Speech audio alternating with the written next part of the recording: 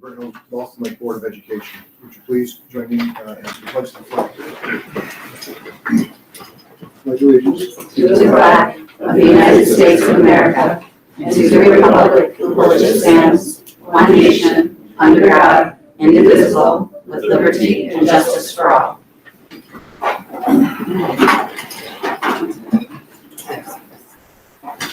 Okay, nice to see everybody here tonight. Welcome. Our first item of business is our COVID-19 update. Dr. McGrath. Very brief tonight. Our numbers are remaining very low. We do, as I mentioned in the Friday notes to the board, we do have a high instance of absence related to colds and stomach bug that's going around. We really pushing 15% in most of our buildings last week. So it's pretty high. We normally have a notification come in when it's above 10%. So I've been getting notification from all the buildings every day for the last few days. But the COVID numbers are very low. So it's kind of some of the other stuff that it's going around in the wintertime. But the numbers have ticked down this week. They're at or just below 10% in most of the buildings. Last week we were around 15%. So hopefully get the windows open and get the nice weather, and we'll be back in business in that respect. So other than that, we're hoping to follow the board's reopening plan or the tiered mitigation plan and move to level 1 at a point 4 weeks after we move to level 2. And at that point, we would be able to just do a couple more things that we're looking to do in the buildings. The principal's been working hard to try to figure out how to, get into the storage cases and get cafeteria tables out and moving the good desks that we have kind of in the cafeteria into the classrooms and doing some moving around and shuffling around. So we're excited to be getting back to that stuff as well. So all is going smoothly since the last board meeting. So the social distancing will be the thing that on level 1 will be changed, right? Right. The idea of, we'll be working towards probably doing bus dismissal differently. For instance, at the elementary schools, we're going to go back to the gymnasium bus dismissal, doing the getting everybody back into the full cafeteria at the middle school. So all the different, maybe be more able to have assemblies and other things like that watered out in May. As long as we get back into that level 1, with the social distancing, we'll feel more comfortable with a lot of Do we this. still have that extra lunch period in the high school too? That'll stay. The 3 lunch periods will stay. That's actually really not that disruptive and turning out to be kind of an interesting artifact. Mr. Brunson's in the back, so people really like the way that split 3 blocks. So that'll definitely stay for this year. We'll manage it for this year. I think going back next year, we'll look at our own schedule. It's a lot on the administrative team. Yeah, okay. Other questions? So, great. Thank you. Item C, our program review. Mr. Collins. Great. Thank you, Mr. Versati. So we have a number of our guidance counselors and social workers with us tonight, as well as Ms. Finaccio, to give us our next program review on the heels of our human resources program review. Normally we don't do 2 in 1 month, but this is an important one, and we did want to ultimately present to the board. So just a little bit of a history lesson of how we've come to this place. Right on the heels of the pandemic, we had a retirement in our high school guidance staff, a resignation in our middle school guidance staff, and a retirement in one of our elementary social work staff. So right going into the heels of the pandemic, we had 3 individuals from that team who were no longer with us. And then right at that moment, the fiscal cliff hit us in the face, and we had a tough decision to make. And one of those decisions, which was pretty gut-wrenching for many of the people in this room and for us, was to hold on hiring altogether, which affected those 3 positions. One was a shared social work position across the 3 elementary buildings, and then our high school guidance counselor and the middle school guidance counselor. And at that time, we had not had elementary guidance counselors in the district. So it was a major hit to obviously a group of professionals who provide extreme care to our kids across the K-12 continuum. Guidance and academic planning, guidance and social emotional health. So through that year, we, as the fiscal prognosis changed a little bit, we were able to provide a shared guidance counselor between the middle school and high school, but we really were felt the effects of that in one of the toughest years that you can expect from mental health and from academic planning. So luckily, when the grant money came about, and as an administration and talking with the team, We were really planning to expand our guidance counselor staff as well as bringing back the social workforce that we had previously. So in making that decision, we ultimately were able to add back an extra counselor, so we were back to full staff at the middle school and high school, and then we're able to add 2 guidance counselors, thankfully, one as a replacement, if you want to say, to that shared social work position that we had, and then the second one as a grant position. And then in knowing that we had to really look into the effects of kids with the pandemic, we really were looking for some leadership, because the department is a counseling department, but the guidance side and the social work side, have been overseen by different people, and the guidance counselors largely by the building principals, and social work largely by our director of special services. So Jill approached us, and with her expertise in counseling, was willing to, through the grant, kind of takes a leadership role in that department and really oversee the counseling group as we were trying to steward through this unknown of post-pandemic. So thankful to her, thankful to the staff, and many of them are here, and Jill's going to have them introduce themselves to put together really an excellent review as we really try to look at a K-12 counseling continuum and see what that's going to look like into the future here at BHBL. So with that, I know Kevin's going to present. I know Kate Sprague, one of our high school social workers, is going to present, and certainly Jill, and I'll turn it over to her. Thanks for all the work on this presentation. Well, I would love to start, first of all, by thanking you for your support in regards to the counseling staff, as well as my roles in dual role, because it definitely has enlightened me, and I couldn't be prouder of the group of people that are here, as well, as a couple who had conflicts couldn't come. But I would like to start by having them introduce themselves, where they're middle school, elementary, et cetera, and their role, if you would. Kevin DeBonis, middle school guidance counselor. Sarah Perkins, high school social worker. Kate Sprague, high school social worker. Tara Lamalfa, high school social worker. Devin White, middle school social worker. Nancy Hyde, middle school counselor. Heather Strong, elementary school counselor between Charlton. Anthony Middle School Counselor at Passion Middle School. Michelle Fresca, social worker, Pashley. Ashley Crosby, social worker at Charlton High. Heidi Peterson, social worker at the middle school. Jim Rossi, school counselor at the high school. Samantha Grippo, school counselor at the middle school. Ross Weinlein, school counselor at the high school. Hi, I'm Sherry Austin, school counselor at the high school. And Erin Hogan, school counselor at the high school. Thank you. I'd like to start by looking at the K-12 piece in terms of the initiatives that we've already been working on in just several months, the things that we have accomplished together. Most importantly, in terms of cohesiveness, we've been meeting as K-12 departments, which is very important in terms of talking about programming, supporting one another, debriefing on students.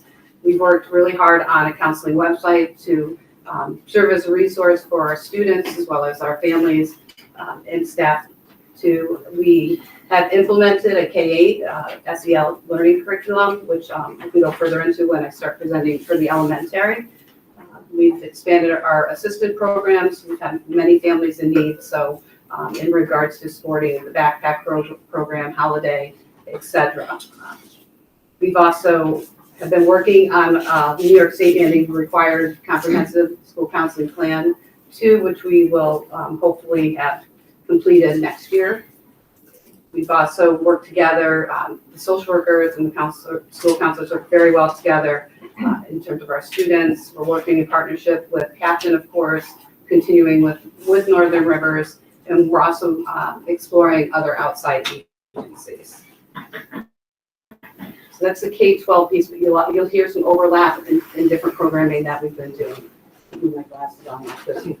Bifocal. Okay, so here, we've talked about defining the role of school counselor as well as a social worker. Elementary, it's pretty similar, and then we kind of veer off, which you'll hear a little bit about that from Kevin as well as Kate. In the middle school, it veers off a little bit. It's more in terms of defined in the high school as well. So in talking strengths, this is, like I said, the first year we've had a K-12 social worker department as well as a K-12 school counseling department. What we've been able to do at elementary, often at elementary with social work, we had mandated student requirements in crisis, so they end up, getting pulled from individual groups, which we'll talk about in a little bit. But, this year we've been able to provide a lot of direct counseling for the needs. We're seeing increase, in anxiety, depression, et cetera, suicidal ideation.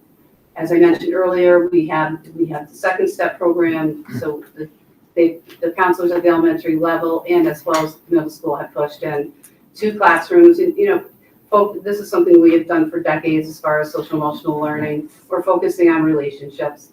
We're focusing, on social skills, self-awareness, et cetera, in terms of that piece, and just goal setting and problem solving. What has really been nice in terms of elementary, we've been able to balance between the social workers and also the school counselors. We've been able to provide preventative services, and they're needed in terms of, going into classrooms as well as group counseling, individual counseling. And we're also working on improving our 5th to 6th transition process as well.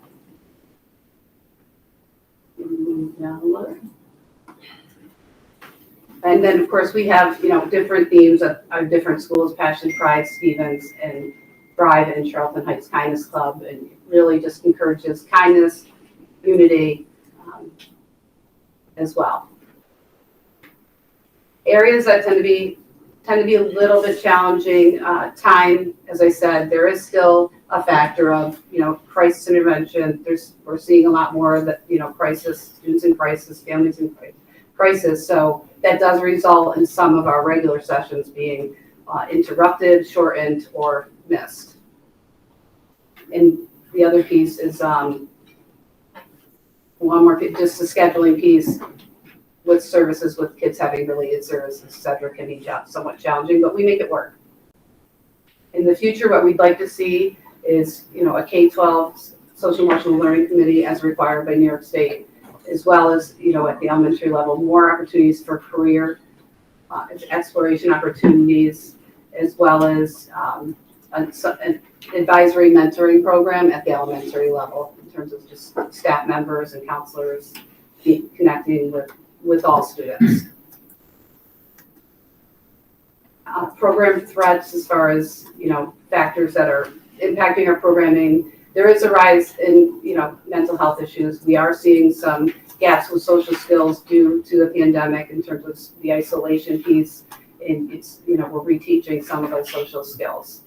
And the other piece is just, you're gonna hear this across the board, the access to outside mental health resources has been limited. It's something that we've been working really hard on this year. And Mr. Bonas is going to take over for the middle school. Just before I started this, something hit me when Dave was talking about, last year, it's what it was, right? It wasn't the fact that we didn't mind, hey, listen, you guys, everyone had to do extra stuff, and that was what it was. But the thing that really killed us is when we knew we were missing kids, like this just wasn't humanly possible to get those kids. And, people might look at it saying like, oh, counseling and social. It's like, there's nothing, in my opinion, more powerful than you sit with a kid and help them work through a real life situation. A lot of these kids are dealing with stuff that adults have a hard time dealing with, right? And so having that restored this year, I want to thank you guys. It's been pretty cool that we've been able to do, talk a little bit about a lot more stuff, not just reacting to stuff, but proactive stuff. So thank you for that. We got our secretary back. We got full-time counselor. It's been, we were just talking, when we did this, we were talking about that. It's been fantastic. So I'm going to talk about something we do well, trying to keep it brief, an opportunity that we want to look something moving forward. We listed a bunch of things on there that we feel we do well. We feel we work hard. We do, the best we can. But ultimately at the middle school, what we feel that we do well and it's important to do is connect with the kids, because, I talk to parents and middle school, oh, that sucked. I know people are just like, they have like PTSD from middle school, and it's like, yeah, it's tough, right? mentally, emotionally, physically. You know, little kids come in like this, and then by the end of the 8th grade, you're sitting there at lunch duty, and they got these trees. You're like, what's going on, right? So they go through a lot, but that's just the outside. You're not seeing on the inside. There's a ton of things going on as well. And then, you know, they've done studies with it as far as trying to do brain activity. It may have changed a little bit over the years, but ultimately, at these years at the middle school, the brain, the cell activity is greater than any other time in our lives. So think about that. That, with everything else going on, it's, you know, it's like crazy land sometimes, and month to month, let alone year to year. So we need to really try to connect with them so they can talk to us about academic stuff, you know, emotional stuff going outside of school. So you never know when that's gonna happen. So, you know, you try to be in the halls, lunchroom, activities they have, and then, you know, going into the classrooms, all those things. But ultimately, again, that's our biggest goal. And the social workers, God bless them, they are slammed, boom, boom, boom. They're not able to get out there as much, but it's amazing what you could watch them in action. When they come in, we pull them in when we have a crisis or something, or even when they meet a kid and within 30 seconds, they're just like, boom, boom, boom. They're able to get that connection as well. So it's something we all focus on, but ultimately, I think bigger picture, that's what we really do well and is the most important thing. Now, just quickly for a couple things, the direct counseling services, what is that? That is group, individual counseling, doing a lot more of it this year because we can going into the classroom and dealing with crises. Crises have been around forever, okay, right? So those just pop up, that's part of middle school. What we saw with COVID, like with everything else, it threw things into disarray.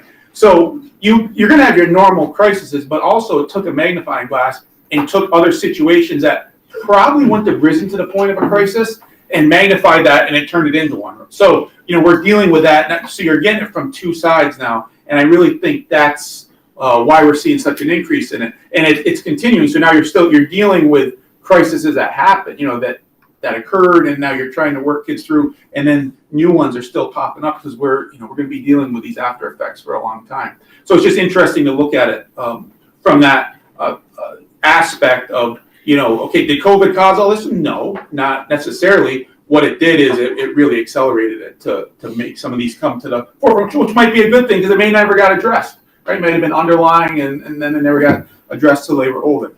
So that is, you know, the direct counseling services. We do a lot of that stuff. And then the SEL, social emotional learning, Jill mentioned it, second step. It's a great program. It's customized each grade level. So you could, you know, if you repeated the same lesson per se in 7th grade, it's different than 6th grade.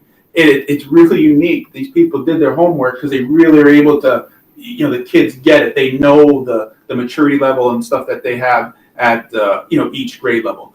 And, you know, we've combined that with we've been bringing in our resource officer and like social workers when we can do those things to make it more real, okay? Because what we feel like we're combating, and this big shock here, is the social media and the tech. And that it's brutal. It's absolutely brutal what is, you know, their minds, like we said, are still developing, and they're getting an avalanche of things thrown at them every day, social media and tech-wise, and it causes so much confusion and problems. We try to do with SEL, with Second Step, and just in general, groups and stuff, like keep giving them strategies, how to work on stuff, how to, you know, what your actions do to yourself and other people, how the mind works, you know, when you get upset, and, you know, the cortex, it's really that, it's cool, even as adults knowing that, but going through it, it's pretty awesome to watch. And then you bring in the real world part with the SRO, you know, bringing those guys and they talk. It's a good thing. So we try to hit as much as we can, again, to combat the stuff that they can't even process some of that stuff online. And that's just our you know, it's our first line of defense, we feel, is the SEL. Now, what happened, we felt during COVID, another way to look at things, it accelerated, we call it the addiction process, because, right, we all know that's what happens with electronics and gaming and everything else. Well, it was great, we were able to do all this when we were locked up and everything, but what it did, all that screen time and stuff, just pushed them farther. And hey, as parents and things, right, we're letting the kids communicate on social media because they couldn't get out. So all these things really combined to push that process. They were heading that way anyways, but it accelerated it. So that leads to a lot of issues where we have kids playing video games all night. You know, you're trying to work. They are literally addicted to this stuff. So my point being, you know, COVID did wreak havoc in that respect too. Is that something new? No. But but just like with a crisis part, it expanded it and it made it, magnified it, made it a bigger issue. So that's what our hope is with SEL, trying to do that, just giving them more techniques, really trying to give them the nitty gritty, keep it in a simple way, bringing the real world stuff into it. And how do you measure that? I don't know. I don't know. That's people ask, everyone wants numbers. I don't know. You just hope a kid's sitting there at night and makes a good choice because they heard this stuff and something clicked with them.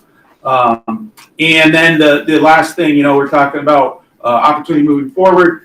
We really want to keep working on, like I said, this year we will be able to be so much more proactive rather than reactive. You're going to be reactive. That's part of the job. But the more proactive we can get, the better we feel things, again, kids can hopefully make better choices, make a better community environment there. We have them doing some contracts and, how do you want this to look? And it's amazing when you give them that opportunity to talk and to say what they really, it's their words, and it's pretty cool to watch. But we want to continue to develop that with them. And how are we doing this? We got a newsletter this year. We're getting that out. We're trying to use technology more to communicate with parents with, our website and things.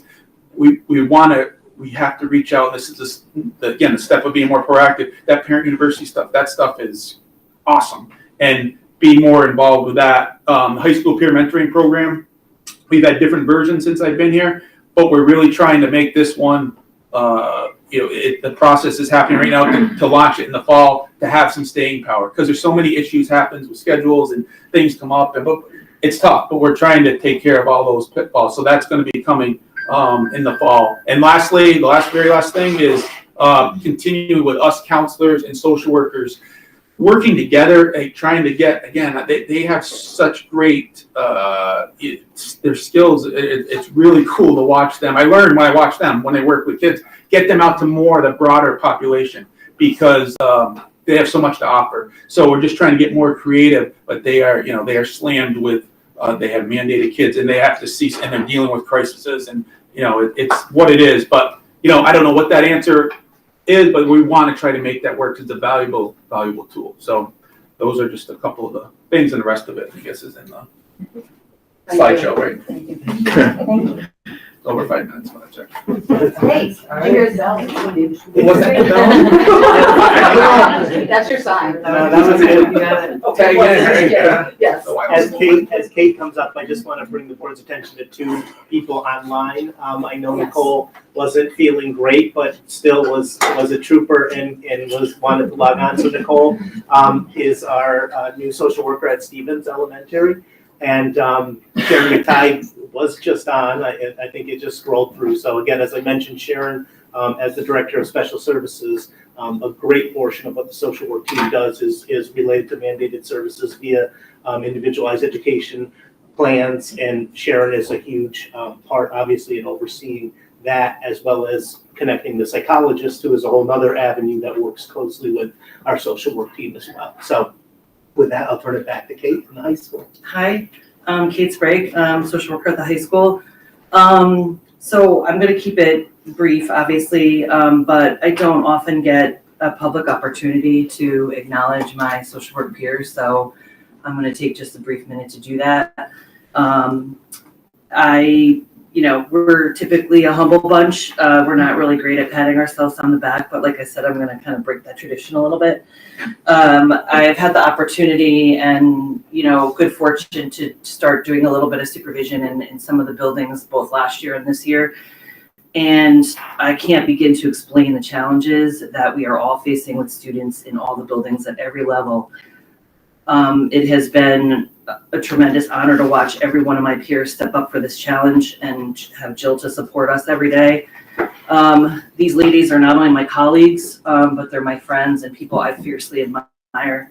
I want to commend them for the amazing job they've done this year in rising to the challenge that we've had to face in terms of the growing needs and mental health needs that we've seen in the district. So a lot of what we do is often a bit of a mystery. Sometimes it's unseen and undercover, but I think what I want to leave you with is that the work that gets done and accomplished by school counselors and social workers provides a significant source of support, not only to the students and our families, but frankly, without which, and Kevin touched on this, frankly, education would not be possible for some of these kids without social work support and school counseling. It just wouldn't be possible. So some of the strengths I want to highlight at the social work team that I think we do well at the high school level is our clinical skills. I think more and more as the mental health needs rise and the level of sort of pathology, frankly, that we're seeing, we are really bringing in CBT skills, DBT skills to our clinical work with our students and really having to address the level and severity of the mental health issues we're being faced with. Another strength of ours is obviously working closely. We work very closely with our school counselors at the high school, often in lockstep with them, trying to create plans for our students that might be having also academic issues as a result of mental health issues. So they're a wonderful team and great to work with. I think that's a strength that the high school brings. Crisis management skills, I think we have seen a significant rise in the number of suicide risk assessments and violence risk assessments completed this year. I think we're hovering around almost up to 100 up to date, and we still have a quarter left to go in the school year. So I think the social work team, one of the strengths is we have gotten very good at, frankly, managing those kinds of psychiatric crises and determining whether or not, is a safety plan, can this kid go home and safety plan and stay with their family? This is a kid that we need to bring to the ER?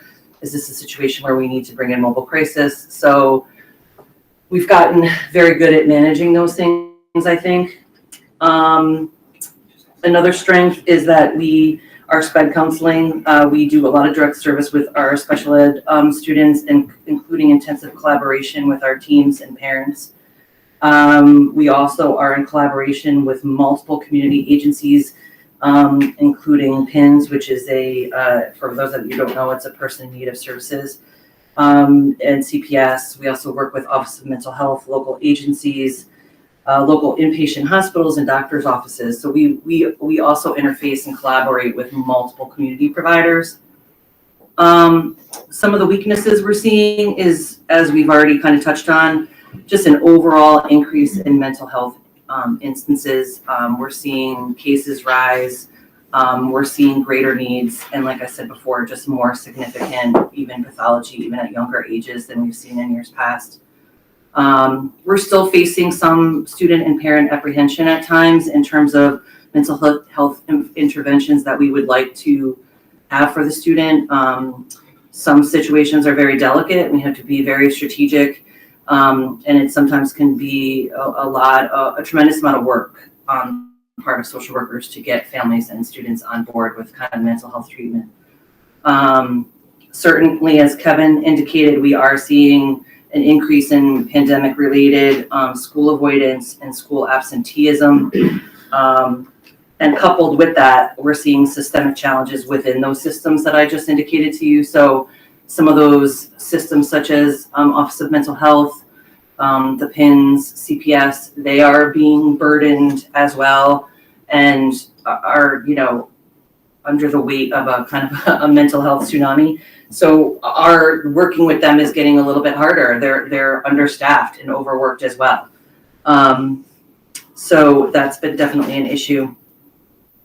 Some opportunities for us is, I know Dave and Jill have been looking at, or we're trying to look at another Northern Rivers clinician or a clinician from another agency.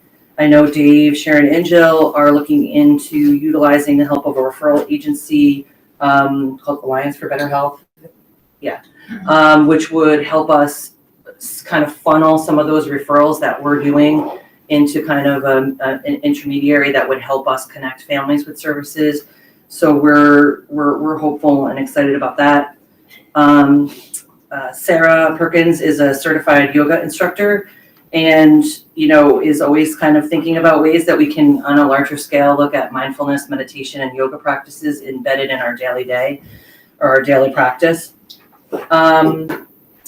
Some threats, to be honest, I think what we have to love is burnout amongst our school counseling team and our social work team. And, making sure that we're taking care of those that take care of the students and the families.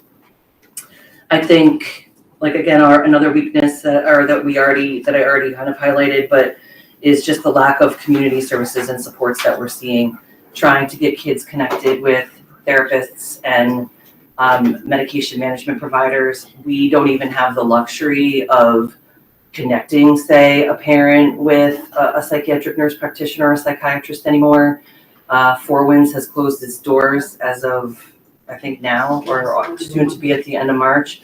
And that's a place we used to be able to send our parents and families to.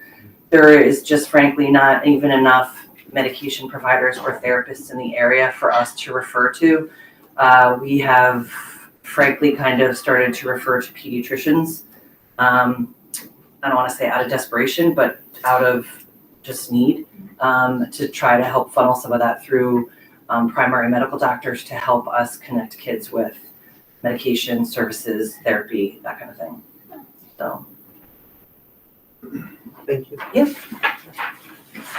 In addition to trying to maneuver all this, our high school counselors are also trying to prepare students in terms of their academics readiness, interviews, career and college readiness. So it's a juggle, and I'm proud to be working with all of them, school counselors, the social workers. They work nonstop beyond their instructional day. And again, I emphasize self-care. They know that because it does get heavy for them. Moving forward in terms of, some of our goals obviously are to, connect with some of those outside agencies as far as more, clinicians in terms of Northern Rivers, Healthy Alliance, and Dave's been so supportive of that as well. Getting the, our required comprehensive school counseling plan in place, and we really, want to have a K-12 SEL curriculum across the board that is consistent because it's needed. So that's something we'll be working on moving forward as well. I'm really proud of the fact that I've heard from every, either social worker or school counselor that they do feel like they've been able to be more visible, make more connections this year. And that's what we're all about. We need to be visible. We need to be connecting with our kids, with our students and our families for resources as well. And there was we would like to develop an advisory council for our school counseling program, our social work program. Thanks. So just before we turn it back, when Kevin was talking, it struck me one memory of when we got word that schools were going to close 2 years ago now.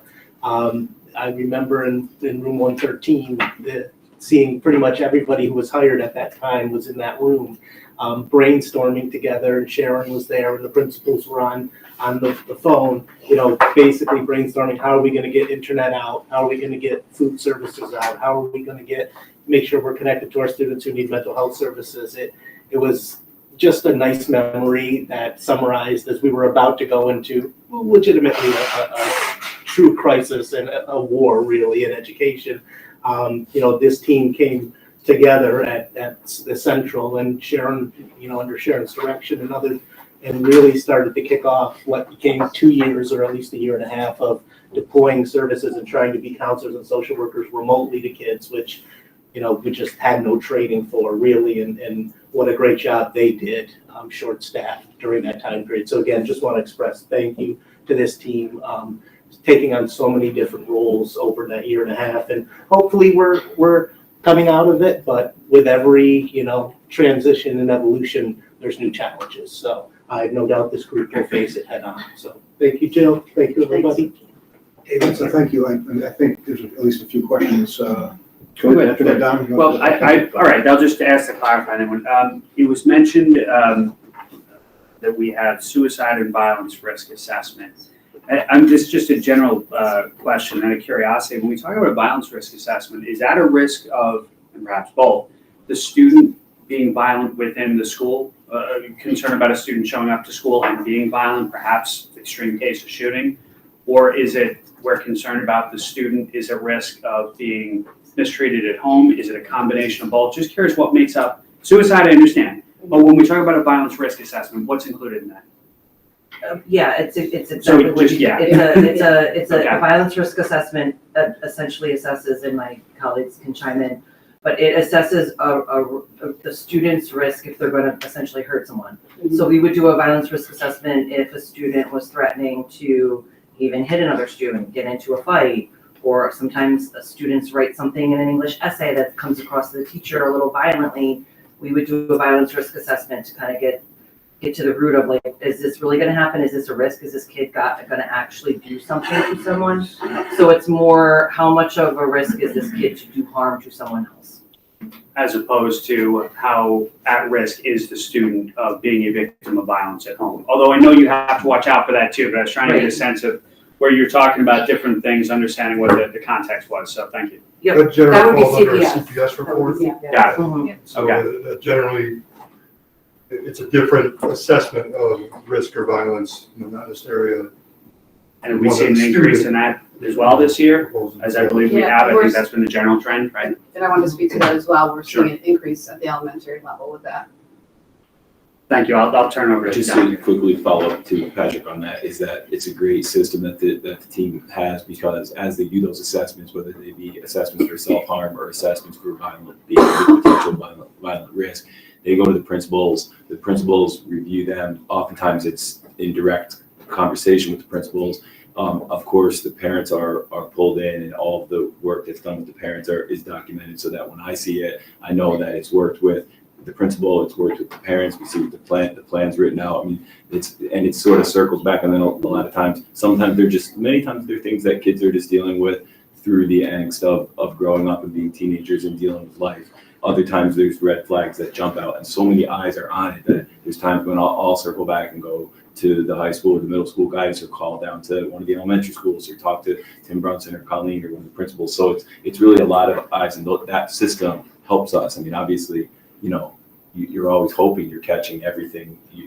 It's amazing what under the surface comes through, and the large majority of these things are coming from kids. They're not coming from, an adult is saying, I want you to assess this. You read them, it's either a student themselves reaching out for help, or a friend of a student who that student reached out to, that comes to a trusted adult and says something. So there is a system. I think it's important for the board. One of the things to walk away from that, there's a system that's taken very, very seriously to address these things. And it is heavy. It's heavy stuff to read through and to realize what you guys are dealing with face to face, firsthand, and having to go home at night saying, did I do enough? Did I connect with the right resources? Did I put the right plan in place? Yeah, the communication is very impressive between, when we have a family with elementary, middle, and high school, that it's just a priority, and it's solid.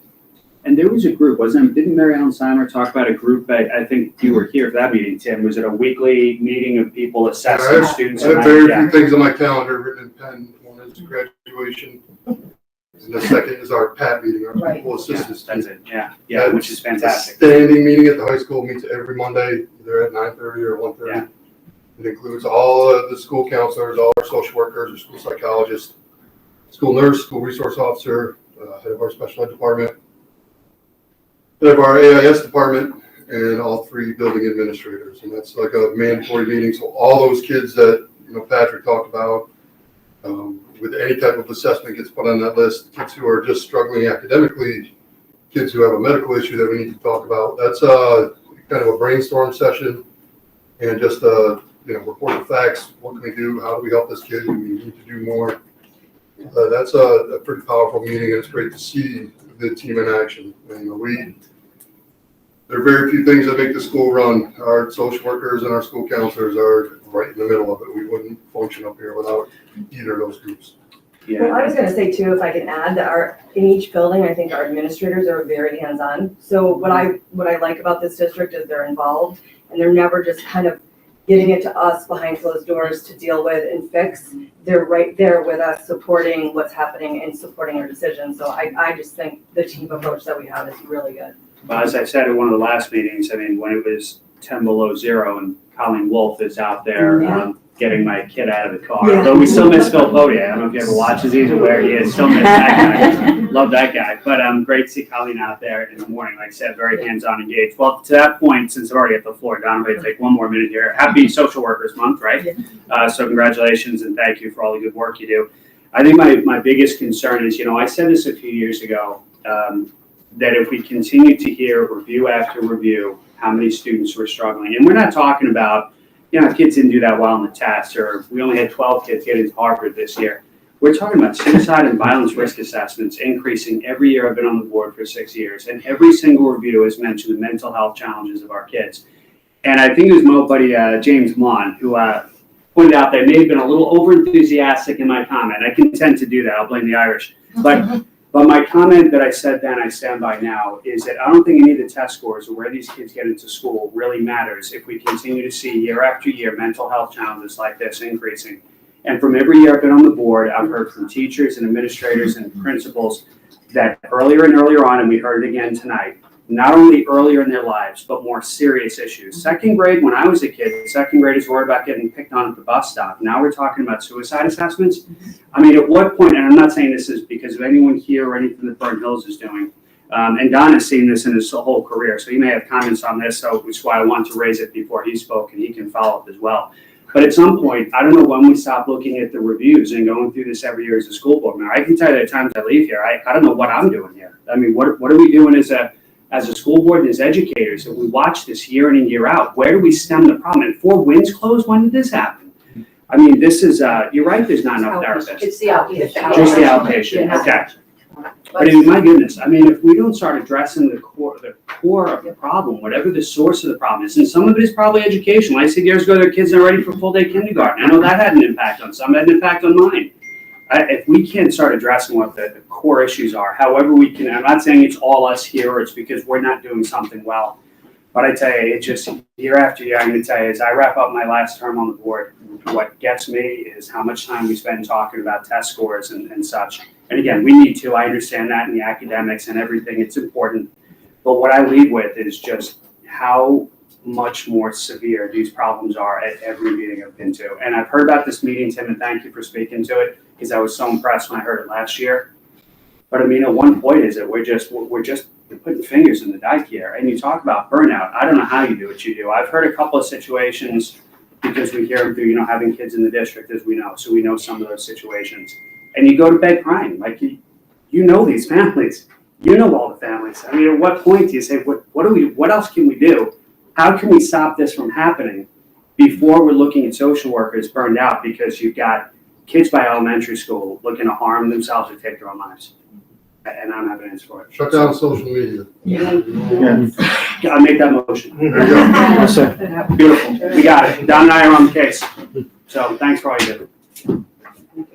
Don, did you? Yeah, just briefly, as Patrick mentioned, I spent, in my former life, I was a clinical social worker and spent my entire career working with adolescents. And so I know what you guys are facing. It's unbelievable what's going on right now in this country. And how frustrating it must be for you not to have the resources to meet the needs that you see right in front of you. And it's not just a district problem, it's the whole society right now. We're letting our children down right now by not putting the resources into the social, emotional challenges that are facing our young people. And it's very sad, it's very scary, and I'm not sure what we can do about it. The district is going to do as much as we can. Patrick has been committed to it for a while. Other people have talked about it. It's been part of my goals to give the services that you provide to our students as many resources as we possibly can. It's, as has already been mentioned, it's an intimate part of education. A troubled child can't learn. Absolutely. A troubled child is at risk. And these are life and death problems, really, as everybody knows, who's been working with any adolescents at any point in the last 20 years or so. And again, the tsunami nature of what is happening to you guys must be really frustrating and challenging. The good news is, obviously, we have some great leadership. We have some great professionals. We have some great caring, and it is unbelievable and impossible to describe or to fully appreciate what you guys have done in the last couple of years for our students.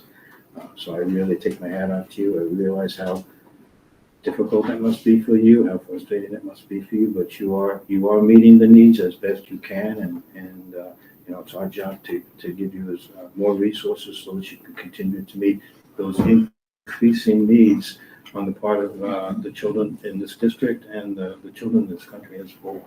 The data is very clear. Adolescent suicide is up significantly in the last 3 years. very significant.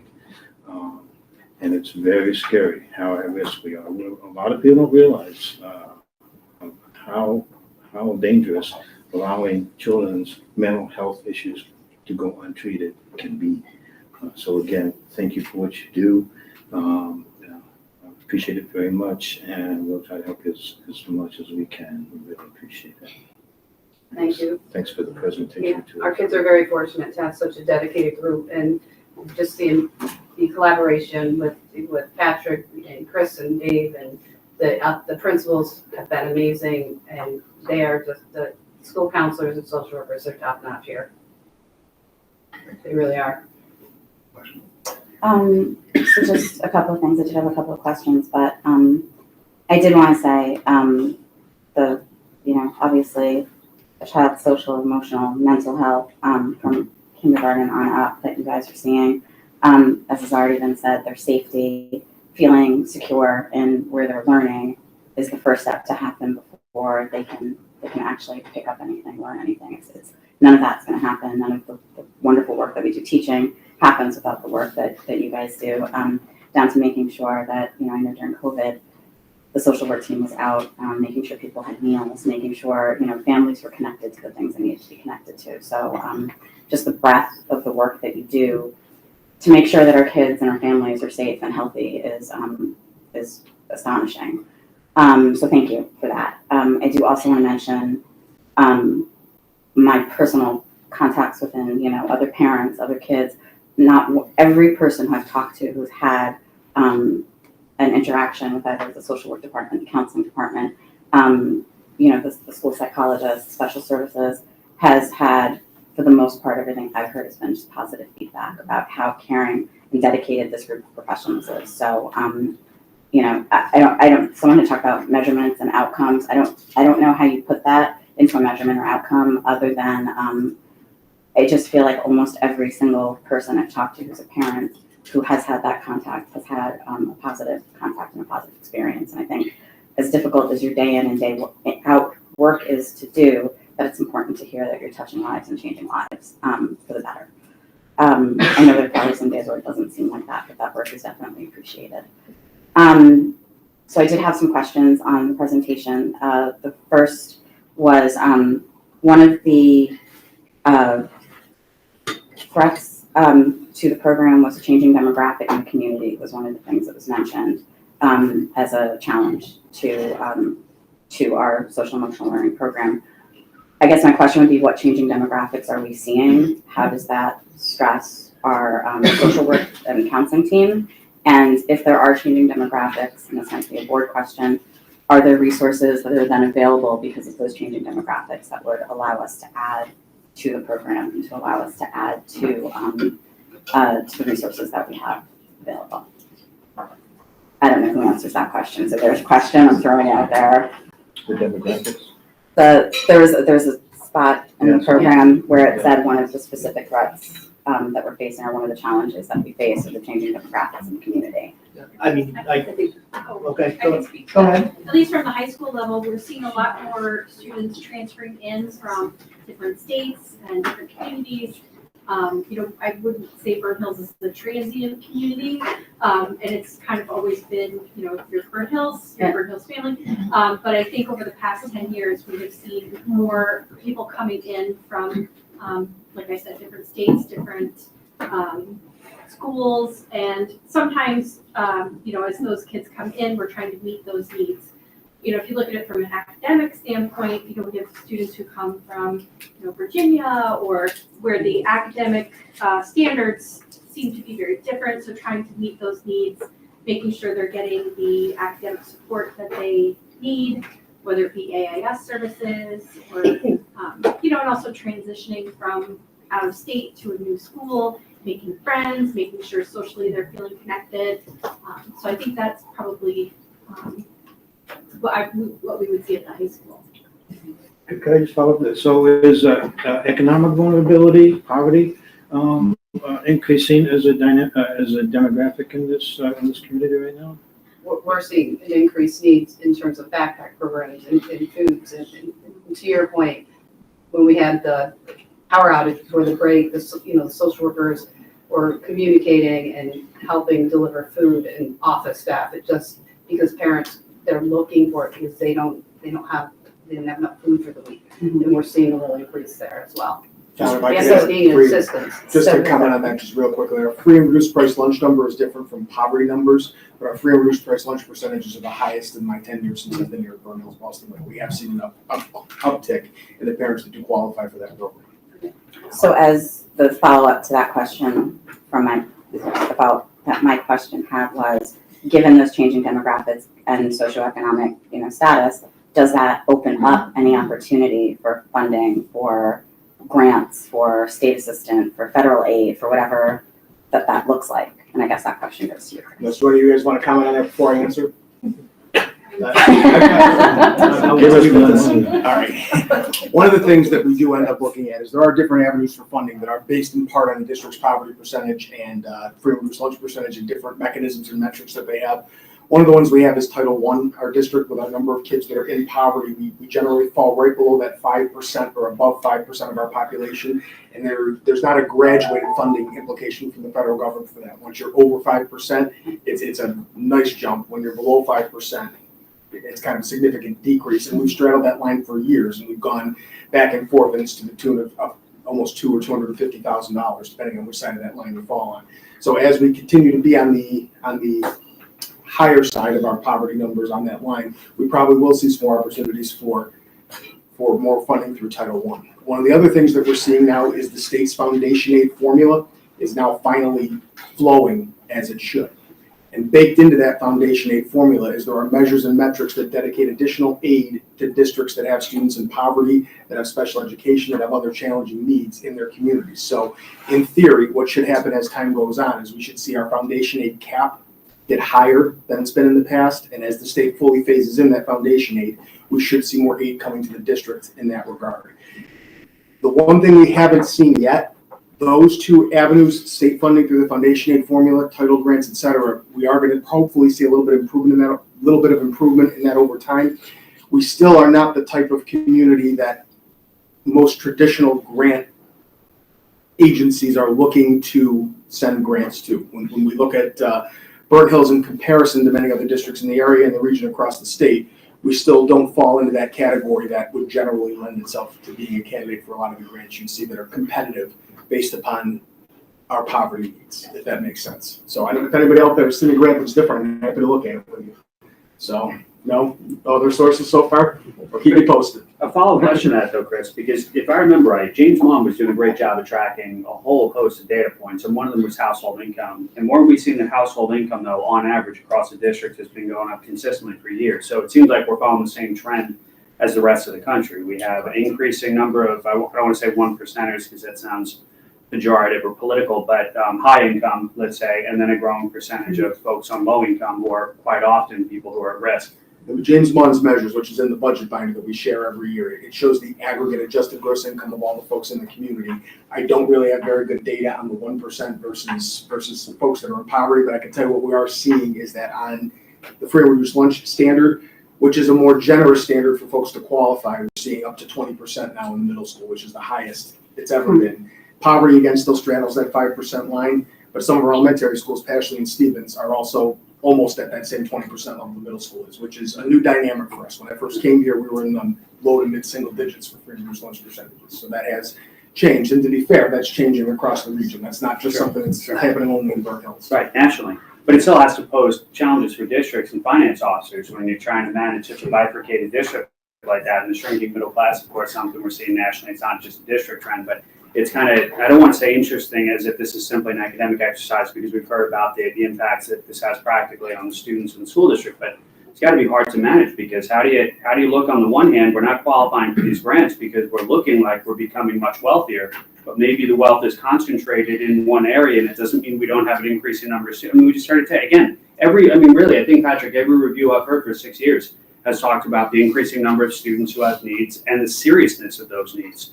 That's one of the reasons Don ran for the board, because Don was seeing this from the Charlton School. So I don't know how you continue to manage that. Well, I think it's important to recognize that while socioeconomic is a part of things, and certainly it's worth noting that our trend is going up, that 20%, essentially 20%, of our students qualify for that free reduced lunch threshold, which is generous, but it's not generous. I mean, it's a number that.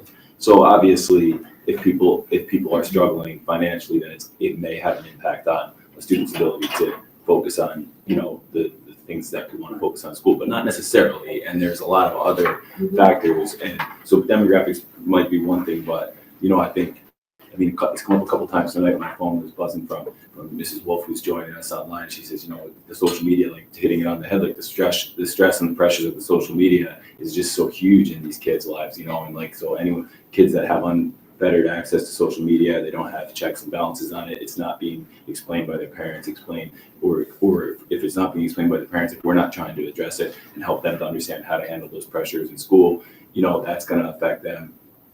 Obviously larger societal trends. I've been a middle school person and middle school and high school principal, and in my whole time working with students in discipline, you almost always know that students who are struggling, they're struggling because of things. It's not necessarily what's happening in school. As they come into school, we're trying to help them deal with things that are in their life. So as society has and problems, school is just the place that all of those kids come together every day.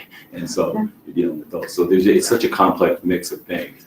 But we're not immune to it here in Bear Hills, as much as we do have strong families and an important focus on family and a focus on community and a focus on supporting each other. And I do truly believe that in our school district, that saying of a rising tide lifts all boats, that, when you have strong families and strong values that people give to their kids, and their kids are friends with other kids who may not have those role models and those kids in their life, it raises them, it helps them, it pulls them up. And we do see that.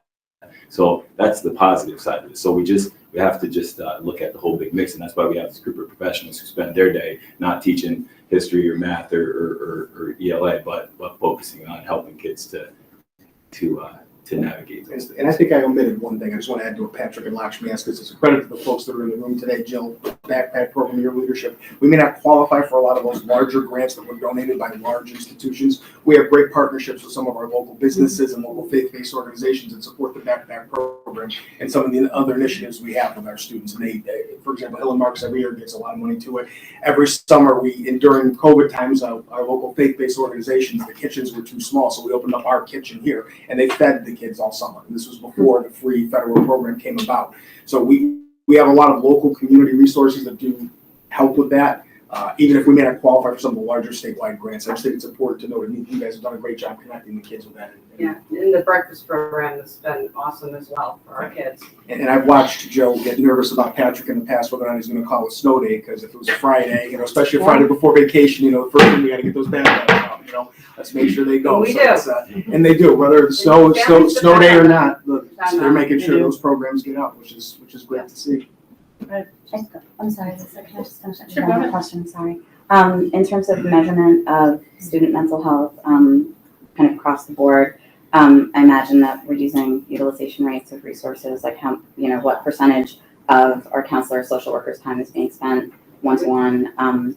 Do we also do self-evaluations for kids where we're just generally asking, even if it's the general population, not necessarily at-risk populations of kids, how they're feeling? I don't know how that would be Different at different levels in that regard. Yeah, but I assume that we're taking those numbers in and looking at how kids are actually feeling. And then do we measure referrals out and rates of hospitalizations for our kids? We have all that. Okay. Yeah. I just wanted to mention And that's a measurements. huge part, and Kate mentioned it. Our partnership with Northern Rivers has been, it's critical. Haley, who works at the high school, trying to shorten that time and have the availability and the connection to connect students with outside services, not only counseling services, but other essential services that's a great partnership, but we need to expand that. And it's very, very hard too, just like we are. The outside agencies are feeling very stressed. And we met with Northern Rivers again, who's been a great partner, and said we really want to have a second counselor to oversee our K-8 population. Right now, it's primarily focused on 6-12, but largely with 9-12. And they said, well, Saratoga's on the waiting list, Shenandoah's on the waiting list. We need to see at least 70 referrals for us to consider a second therapist. So And a lot of that, I think, is just them feeling the same pressure, so, you know. Yeah, we're- we have that information. Just didn't want to bombard you and No, I just- have you here for 4 hours tonight with us, But so. that's a major push for us. And then if the Healthy Alliance, I mean, this was something that just happened between Patrick and I, someone who we worked with in a prior life for us too, you know, reached out and she's working with this organization, and if we can take the burden off of our, you know, in-house social workers to not have to do the follow-up, do all of that, if they can make those connections and then also report back to us and create that would be awesome. I mean, it almost seems too good to be true, so I'm keeping my fingers crossed, but let's see what happens. So that will start up hopefully within a week or so.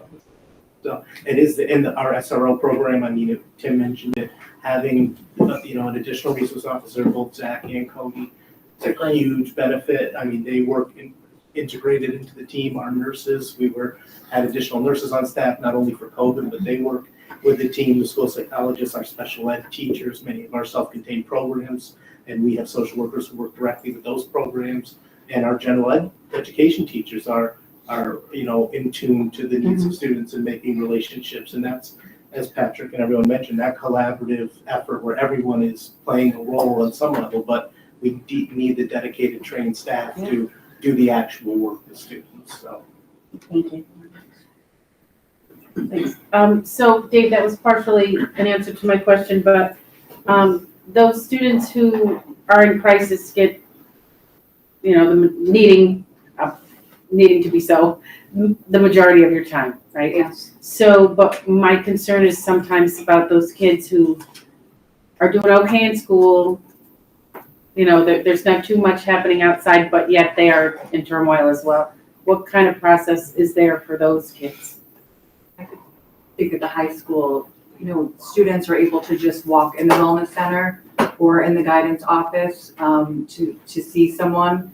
In the wellness center, very often we're already with a student, but we have a conversation with them to determine if they are in crisis. Students, you know, having a panic attack, obviously we kind of assess and, you know, make sure that the needs of the students are being met. But at the high school level, actually a lot of our students will email us to set up appointments.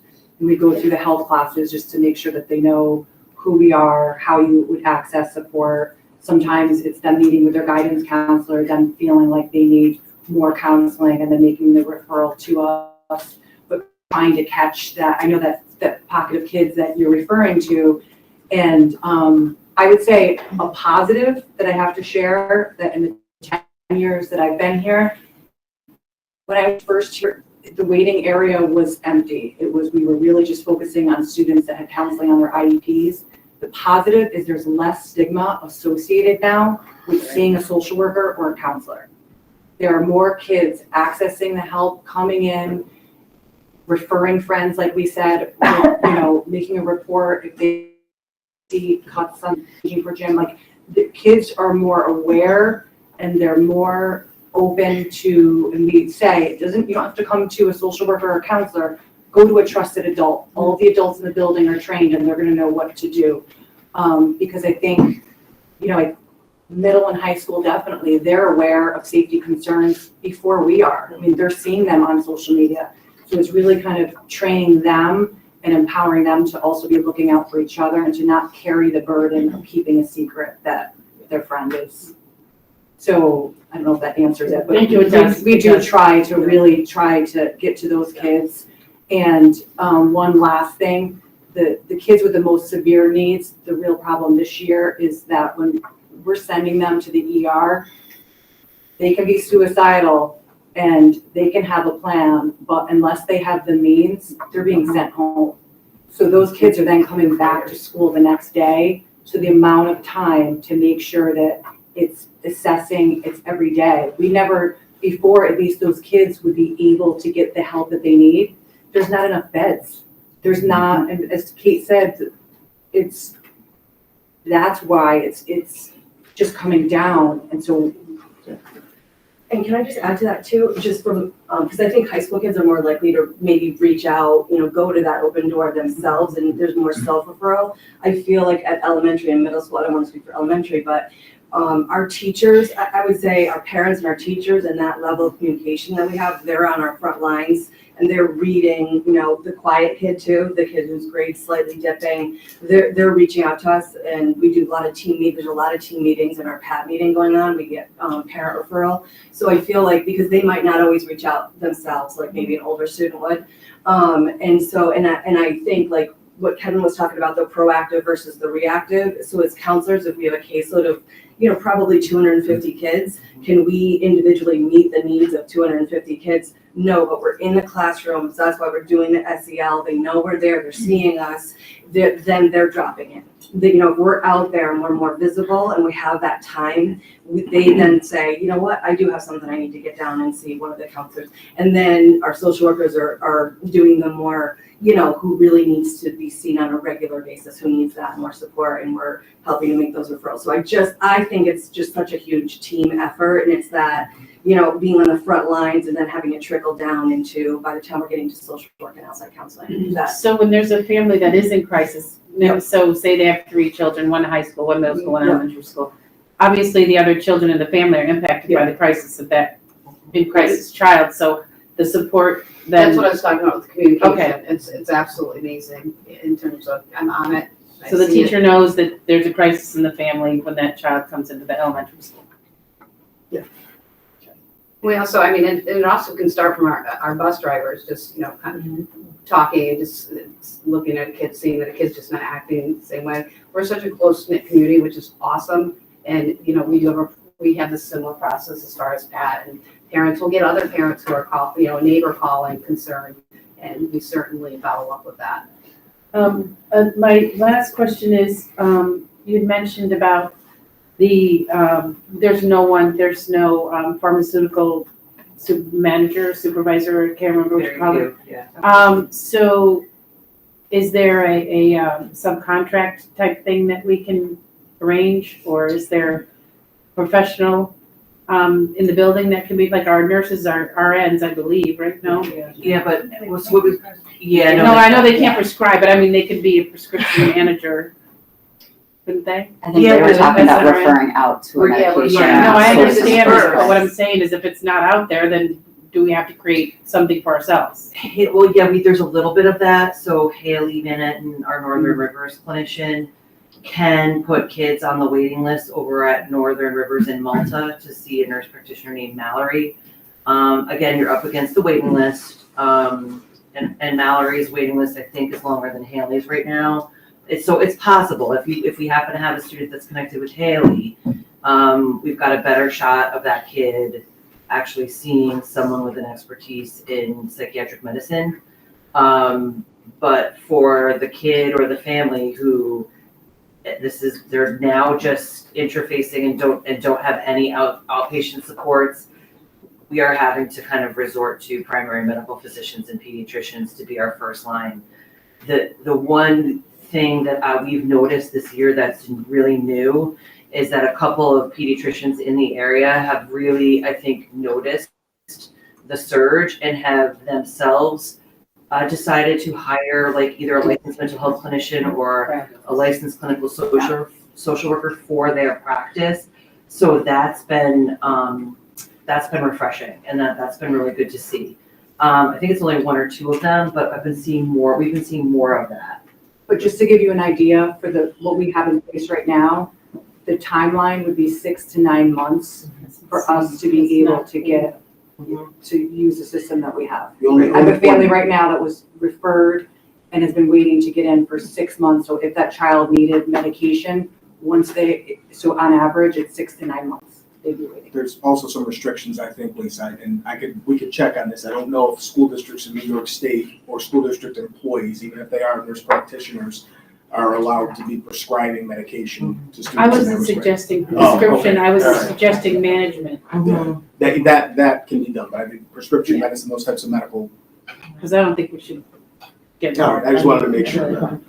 Yeah, I mean, that's why they have to go over to Malta. Once it gets to that point, they have to see Mallory in Malta, the Malta clinic. Thank you. A 6 to 9 month waiting list for a child in crisis is untenable. It's unacceptable. I mean, that.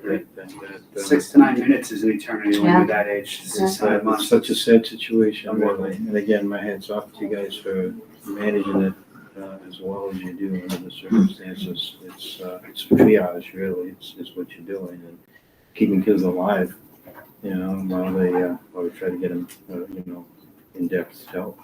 It's, And just quickly, before we close, going from that to helping kids thrive too, we didn't touch on it because of the length of the presentation, but, also the same individuals who are dealing with all of the stuff that we've spent hours talking about is empowering kids in their own leadership, after school homework help, getting around, making sure kids are keeping up with their academics, because obviously academic stress is another form of stress if kids are struggling, so they're connecting with teachers, listening to referrals as far as, supporting kids academically. And then, again, the brochure here is an example of counselors getting into classrooms, doing academic planning, career planning, getting kids, oriented to what courses they should take. So also the whole academic side is dovetailed into, the overall health. So there's tremendous academic interventions and academic planning, and really empowering kids to also support other kids in a multiple of different ways through our X Factor impact programs.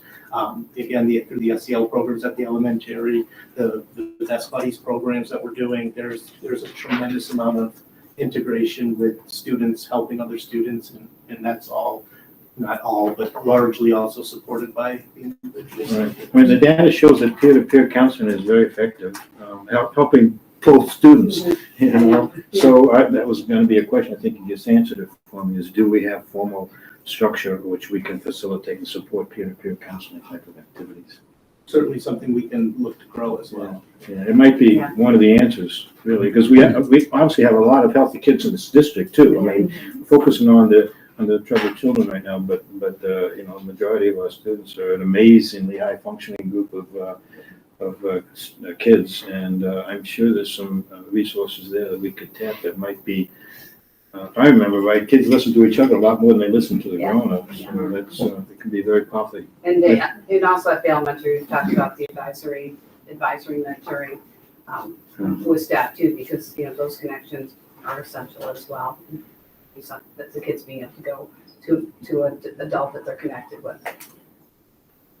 Yeah, whatever it is, that just comes back to my initial thoughts. It has to be more along the lines of prevention. And again, I don't expect you folks to now figure out prevention too. I don't mean on imposing that on you, or necessarily that it's just on the board. I don't know if I'm capable or qualified of doing that, but we're really starting, just, I think, in terms of being visible and being able to get into classrooms, I think, my social worker, and speak to Pashley and my school counselor, like, the mayors at Pashley, just being in class, kids are reaching out to them and they're there. yeah. And I'm Like sure Don that's across said the it well, board. 6 to 9 months for a child in crisis is not gonna work. So the only answer is gonna be to try and keep them out of crisis. But again, I'm not putting that on you. Again, next to 100%, nearly 100% of our team is here on a Wednesday night, because of the passion that they have for what they do. So, again, we're all facing an insurmountable task, but we're very lucky to have the team that we have, going up against it one way or the other. Thank you for the presentation and more importantly, the discussion. That was very valuable for all of us, and thank you all for coming out tonight. Thank you for all your support. Thank you.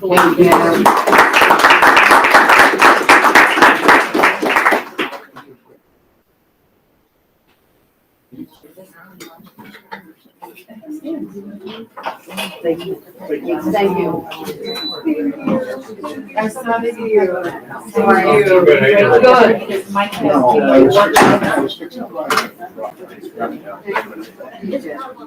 he was a great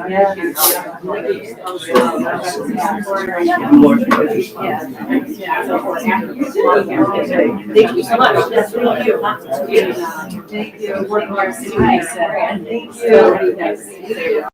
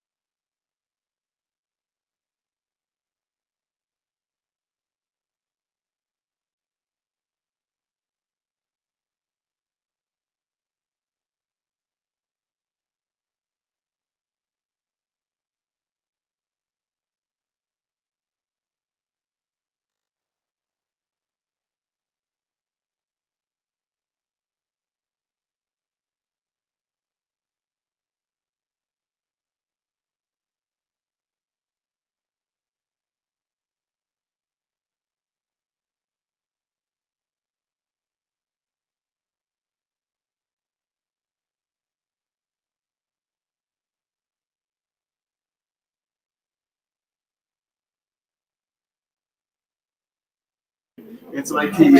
Okay. All right, here we go. We'll return back to our agenda. Thank you for waiting. Item D is privilege of the floor. If you'll indulge me just for a moment, so I can read our privilege of the floor language. The board offers privilege of the floor at each regular meeting to give VHBL residents the opportunity to share concerns, provide information, or ask questions. It is not the practice of the board to answer these questions immediately or to engage in debate on a particular topic during privilege of the floor. However, someone from the district will respond to any concerns raised within 24 to 48 hours. Speakers will not be allowed to discuss individual district personnel or students during this time. Such a concern should be brought to the superintendent during regular business hours.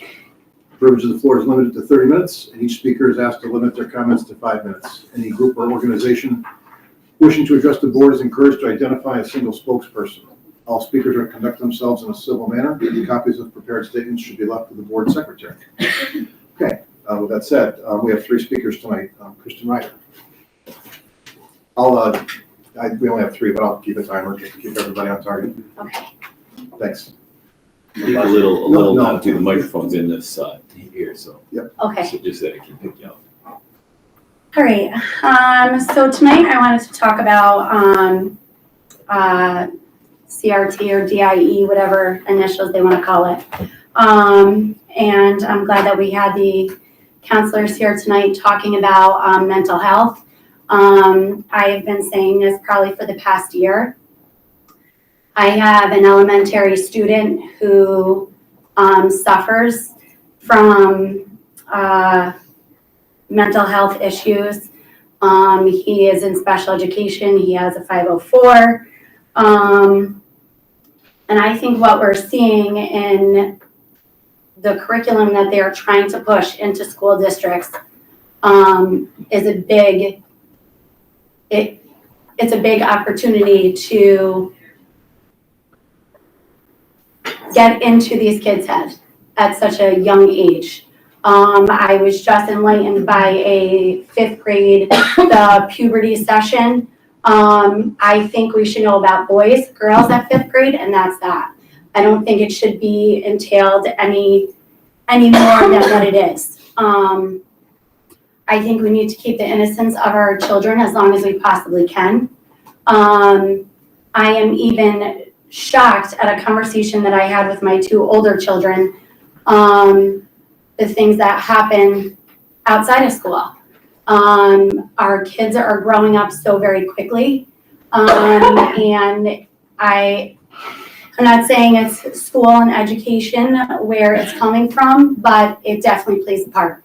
I think that they are being subjected to a lot of things that should not be introduced at a school level. It should be introduced at home, parents talking about that, having our counselors here when they do have questions about that. I do not think that it should be brought on by anyone at the school to relay this information in our health classes. I do think that the curriculum that we are putting into the school and our health curriculum needs to be addressed, and I think that it needs to be looked at. I will tell you, I've been waiting 3 years for psychiatric care for my son. The first year, the office closed, and then I had to go on to the next, which was 4 Winds, which now they are closed, that I waited 2 years for. Right now, everything is being handled through his pediatrician, his medicine. And I will tell you, he will say that he has a lot of health issues as well, so he's constantly sick. That he doesn't, sorry, I'm gonna get emotional. That he doesn't want to be sick anymore and he wants to go to heaven. That on a psychiatric level is not crisis, like one of the counselors said. Unless you are physically doing something to yourself, thank you. Unless you are physically doing something to yourself, it is not a crisis right now.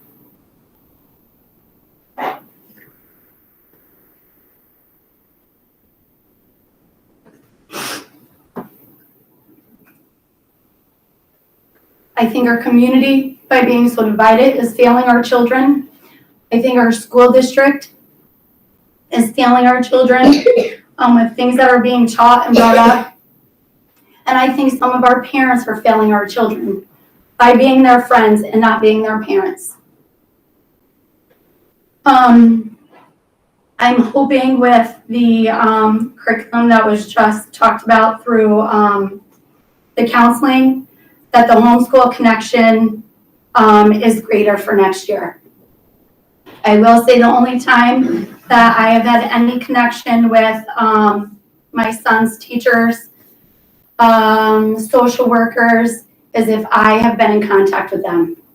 I think there is a large disconnect with homeschool, and the reason why I homeschool my child is because of a medical condition, not because of anything else. It's only because he physically could not wear a mask and threw up in his mask every single day. So I do think that the connection with homeschool and the school itself, that connection can definitely be greater. I also think that the Girl Fusion that we do have going on at the middle school is great, because whether they like it or not, the way that our world is going with competitions, that they're going to need it.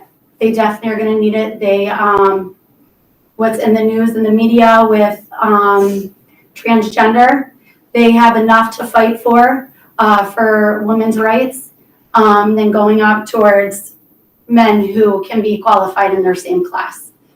So I agree with that. I like that. But we definitely. About up, so just be careful. Close your Okay. statements. I definitely think that we need to focus on that mental health and that special education, because it's going to be a big important role. Thank you. Thank you. Melissa Brown?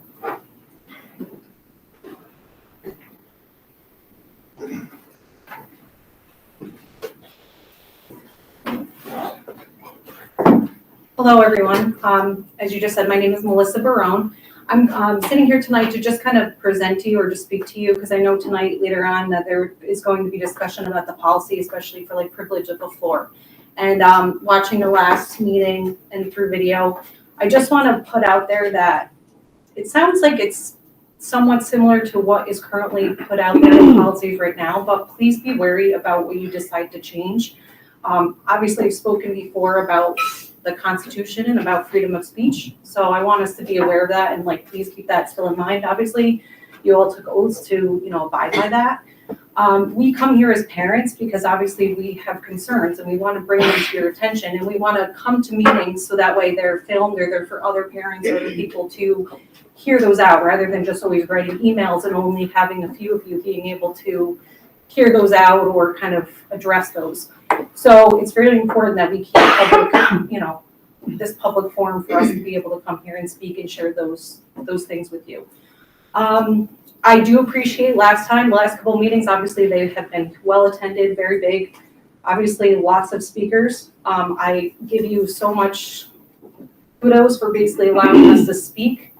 I understand, especially with 30 some speakers, that, having 12, 14, 15-minute speeches, that's a little bit kind of over, it does stretch out the evening. So I do understand having to cut that off, but just please be able to give us enough time to be able to put out our points of view and consider that when you're discussing the policies on this. Another thing, I know we're talking about possibly, if there are evenings like that, to extend it to another night or another forum. My concern with that is that these board members are supposed to attend. There's certain rules and things that have to follow, minutes that are made, things of that. I'm worried that if you turn it into another night, that maybe board members feel like they don't have to attend, or that it doesn't have to be put down in minutes, or there's not specific things. So I get worried about that with, extending it to a different night, that those same things aren't followed. I'd like to know that the privilege of the floor is also notated in part of the minutes and part of all the board in attendance and all that. The last thing I want to speak on, again, I'm all about people, whether we have same opinions, different opinions, sharing our points of view. we all have to come together. And I'm glad that we have a student representative that does come here and express like some opinions. But I do get a little concerned that he does have some speaking limits within when there's policies being made. So I do get a little concerned about that, to be honest with you.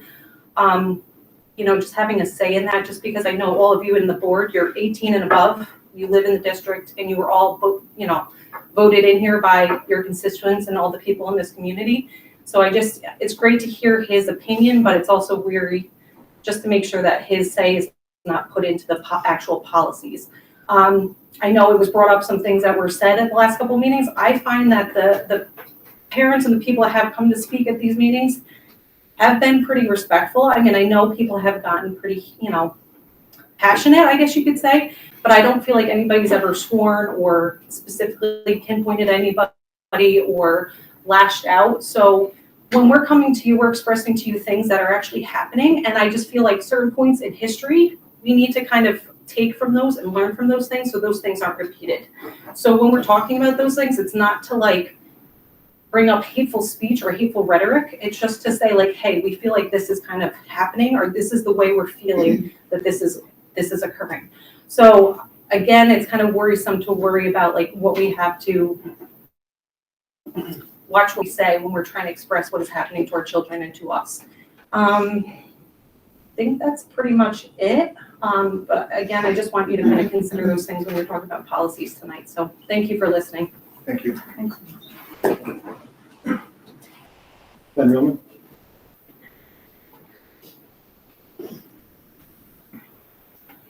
Then just give me a minute to reset my clock. Yes, thank you. 5 minutes, right? Yeah, I'll give you a 1 minute heads up. Okay, I'll take the 5 and not a second more. So I actually didn't even know the social workers were gonna be here tonight. That's kind of a nice thing. My wife is a social worker, so I appreciate the difficulty that they have, the difficult job they have. I know it's not something that I could handle personally, but we're both in the educational field, and that's our life. So we've been living with it for the last decade or so, and social worker, school counselor is definitely essential for any working school. So I just want to preface my statements tonight, say that everything that I've said for the last 2 years about everything going on in our schools and the things I'm going to say tonight, they all come from a place of love for my children and to protect their futures. If I've ever said anything that's offended anybody, well, so be it. I won't apologize for that because, like I said, it was all because I'm trying to protect the rights of my children.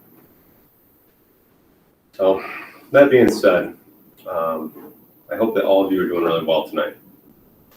I sincerely hope that your health is well, and God bless you all. That being said, I just wanted to say that I was a little thrown off, but do you guys remember back in 2021 when everybody lost their minds and got superstitious and weird and acted like cloth masks could stop viral disease? You guys remember that? Man, what a hoot that was. That was some time ago. That was quite an experience that we all went through.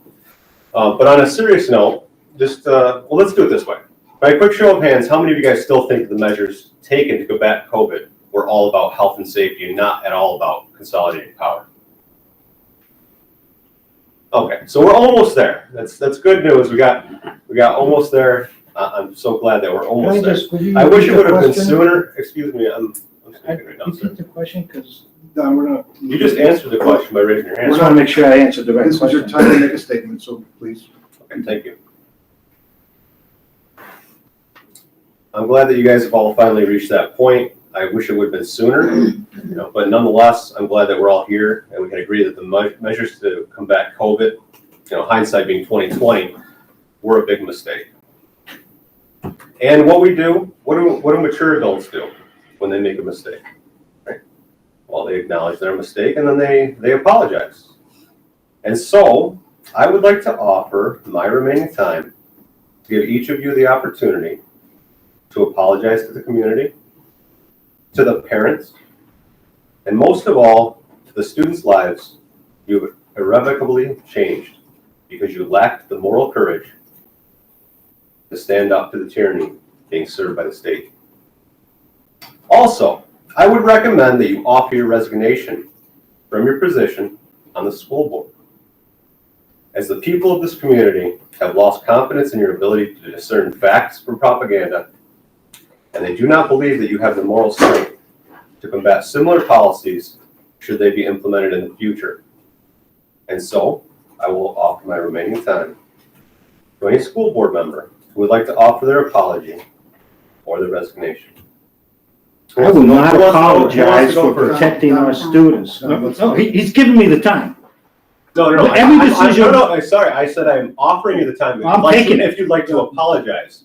I'm not saying I'm giving you my time, No, wait I'm a offering it to you. I'll if take you'd it, like to I'll take the apologize. time. If you would like to Mr. apologize. Yeoman finish, he's got 1 minute. I will never apologize for keeping these students and this staff safe by following the guidance of the professional health people and research and evidence-based data that we use to put together our policies. Okay, well, you're not, that I'm help- gonna take my time back, Hold on, please, hold on. since he's not using it for what I'm allowed. You're insulting this board. Every time you come here, you insult this Don. board. You don't speak for the community, Ben. You speak for about 200, maybe 300 people.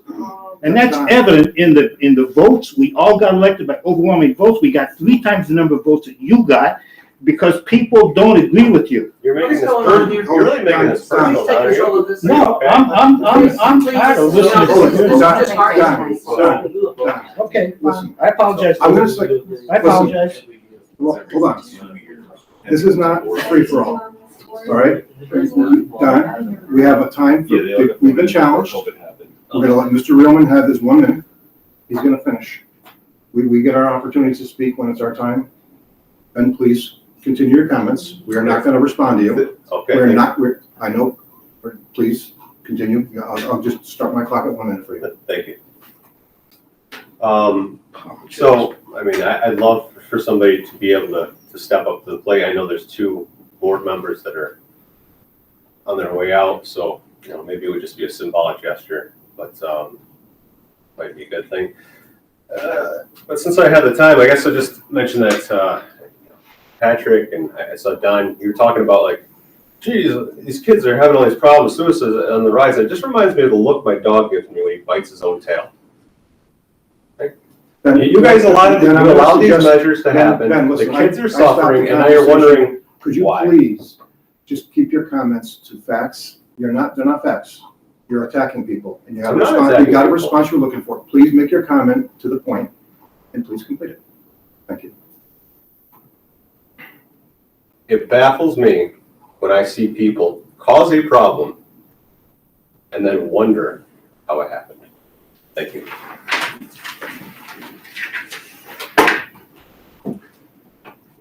Thank you. Good comments. Back to my agenda. Okay, that closes the What's that? floor. With Don, You're saying, you're calling me a what now, Don? I didn't say anything to you. please. I saw you. Gentlemen, Let's get on with the meeting, right? You guys. Enough. Enough, please. All right, item E is I'm our. sorry, but one of your school board members just made a profane comment towards me. I didn't Okay, say we need to take a word break. you, Ben. I am sick of Don, you. Don, please, Don. Well, maybe it's time. Who do you think you Excuse me, are? gentlemen, hey, gentlemen, Serious? please, Don, please.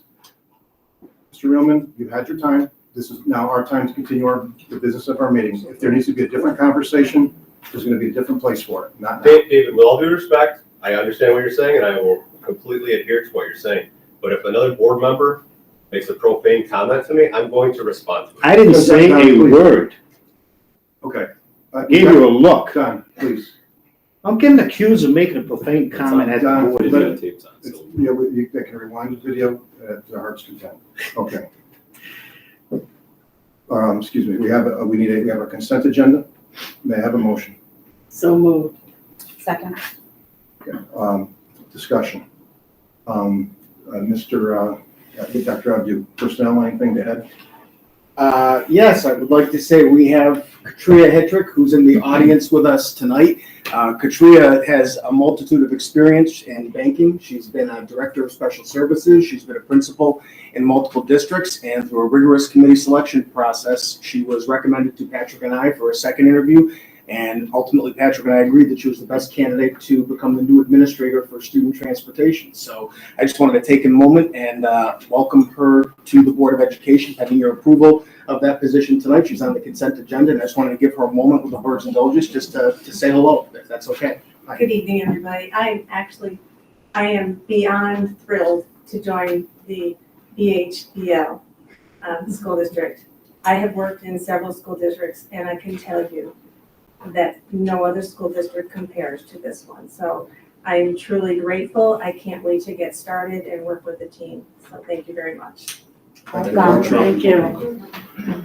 Mr. Collins, anything to call out on the personnel or other item? Yes, please, if you'll indulge me just for a couple minutes. So the second meeting in March is an exciting meeting because it kicks off hiring for the next year, but it also honors individuals who are reaching tenure or being recommended for tenure to the board tonight. So you'll see we have a healthy class of tenurees. Very excited, all different areas from elementary RTI, physical education, high school language, and everything in between. So as Chris said, through Katria's appointment, we take hiring extremely seriously. We have a great hiring process, and then maybe second to that, the only thing we take secondary is helping our teachers grow and our staff grow through their first 3 or 4 years, putting them through a rigorous evaluation process. They're evaluated in that time many, many times, formally and informally, and each of the individuals, if you get a chance to read the write-ups from their principals, you can get a sense of their accomplishments in their first 3 or 4 years. So really happy to, again, confer upon them tenure, which essentially means that we are committed to having them with us for the rest of their careers for the most part. So very exciting, and congratulations to all of them. Thank you. Is there anything for you on the consent agenda? The policies are there. I was asked a clarifying question just to make sure. Normally we do first read, well, we have a policy committee, right, that does a public, as a public opportunity. We have a first read at our board meetings, which was on January 19th. Normally we would do it the next meeting, but due to other meeting structures and community feedback, we didn't come back to those until our last meeting. So we had 2 public readings formally at the board. They're on our consent agenda because they've been discussed, they've been marked up, they've been edited per our last discussion, and they're there for our approval tonight. So I just wanted to clarify that I was asked about the timeline of when we did these things. Normally they'd be back to back, but our meetings got in the way of our business. And that's why I thought the last one was the first one, when I caught it then. Thank you. And the whole idea of the reads is just to make sure we put them out there for everybody to know, talk about them, and then we talk about them in policy form first, and then we put them out at the board to say these are being discussed, and then we, at the second read is when we really dig into them, as we did last board meeting, and so the same ones are there, no surprises, but there is, I think, to the privilege of the floor question, it's largely the same as what we've been doing. We did add that idea of, suggesting to future boards really in policy that a forum could be kicked off if something was, large. And I would hope that the idea there would be that the board would be there, but I get the point that, comments that are made during the meeting are part of the record, and that's a good thing. But I think the other, if I could jump in there, my big concern with that one is just if we can be proactive and we know something is going to drive a large attendance, then the parents know that when they find a babysitter and they leave the kids for a couple hours, or dad comes home from work and they come out, that's their shot. The board members are there. They know they're going to be able to speak. If they show up like they did, and then we say, hey, we've already gone 60 minutes. And I get the point. I understand, and folks, I hope you understand, sometimes we're just here awfully late. It's nothing personal. But maybe it's tough to do a 2.5 hour privilege of the floor and then do a meeting. Maybe we schedule the forum in advance. But I think once families are here, it's just, and that's my, 2 concerns. One is that, and I know it says that, let me just actually, if you don't mind, the board, I think it says may. We may, by a majority vote of the members present, ask the superintendent to be in that form. So I understand it's not putting in policy that we have to do it, But that's kind of the point. If it's being left up to the discretion of the board, I don't know that we need it in policy. What we're saying in the policies, the board could do it, then it's really just a best practice. And I get concerned the parents may feel like, now I don't know if I should show up because they may decide after an hour I'm the next speaker and they're gonna kick to a forum. And then just quick, so you can respond to both there, Dave, thank you, because it's quick. It's just in terms of out-of-district folks, I get giving people in the district a priority, completely understand that. But if like tonight you had 3 and someone came in and represented a group that has people in the district, is it not okay to have them speak? And I get making sure they're not taking time away from residents, but maybe just a little flexibility there. And then let's think about the forum, because I have a hard time with the forum piece, because we could put parents in the position of showing up, going through the hardship, and not getting the chance. And the forum makes sense, don't get me wrong, as long as it's proactive. To do it reactive, I have trouble with that. So when we, I'm sorry. Go ahead, please. I was gonna say, when we talked about this last time, it was that, if we could get some idea that there was gonna be a large number of people speaking at privilege of the floor. One of the ideas that we tossed out was kind of doing what we did at that last meeting, which was we heard privilege of the floor all one night, and then we continued the board meeting the following day to finish the business of the business that needed to be done, because we were just exhausted by the time that was done to actually have a conversation. Right. I think that's what we were leaning towards at the end of our last meeting, was if there is, a need to have a large forum, which we've done, to hear parents, not necessarily those same parents for privilege of the floor, that what we want the opportunity to do is extend privilege of the floor as needed so that we can hear people, but then have the ability to say, we're shutting down the board meeting for tonight. We're going to open up a second board meeting to go through the rest of the And I think consent that's agenda. important because I think I'm the one who used the word community forum when we spoke at least the last time. It may in fact be another board meeting, which would, I think, address some of the concerns about the recordings, the historical nature of it. And that would be okay too. Just to be fair, I think I'm the one who used forum because I think we had a forum in the fall, but remember, there's a different purpose of that one. Correct. An informational forum about how we do things versus getting feedback on a very specific topic. Yeah. So, Patrick, I think, I know you weren't here, you weren't right sorry here. about that, And just to also be fair, we did that one remotely, unfortunately, because of the weather concerns, so. They Maybe got a little screwy. Yeah, a little bit, but I think the idea was that, and you've been in the presidency, Don, you've been there, my only time in it, logistically. We may never see again after this year, right? Well, you have to call my house to get permission, but, no, we're all kidding aside, I think it's, I don't know if there's ever been another year, I know there's been topics historically. A that little bit maybe- in Common Core, but I don't think like 2.5 Right. hours. But it's very hard to plan when this gets handed to you on the fly with 37 names on it. Sure. Right, what do you do? And so, I don't know that anybody anticipated 37 speakers, right? Sure, And so, sure. I think this was just a way to kind of, maybe it's a combination of a regulation and operational guidelines versus the policy, but I think this just at least formulates, and a number of the board members had just these opinions. And I think just to be clear, nobody said, let's not have privilege of the floor.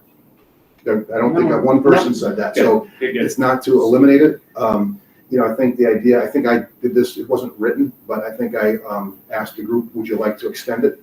I think one time I did it publicly, like now, said, would you like to extend it to let everybody speak? And I think the last time was so many people, I just asked you off the round table, would you like to just let everybody speak? And we did it.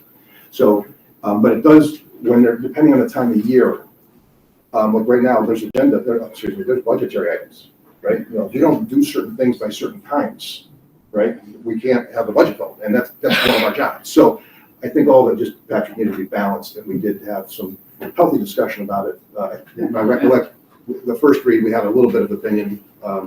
Last week was quite extensive about that policy. I think that's happened once in what event Brian can say. Bob said that was the one time he's seen 2.5 hours privilege of the floor in 30 years. So I just don't want us to overreact. And by the way, I think you had heard this. I heard it from another resident. Not a lot of school boards did what we did, and that's a good thing. I think it's good that we did that, to Melissa's point, and it's important. And I'm not opposed, by the way, to your thought about a community forum. The thing about a forum, too, that I think might have been helpful earlier in the year, too, is what we saw a little bit tonight. I mean, sometimes it's important and, honestly healthy to have engagement. And when we just sit and listen, or they sit and listen to us, and then you don't have that engagement. I Form mean, allows that. The form allows that more the so. form does, exactly. Right, and so, And- a board meeting doesn't. Well, maybe not, not all interactions equal, but I get that, but, but I think that is an important component of it, is that then parents get to, even some of the emails we've gotten, it's just been basically a tongue lashing, and then you don't get a response, an opportunity to engage. So I'm not knocking the form, I just want to make sure that as we're moving forward, that we're not putting parents in a position, and this may not come up for another 30 years. Maybe the next attorney that sees this happen again, that when parents show up, especially if they're talking childcare, and such, we had a lot of that this year.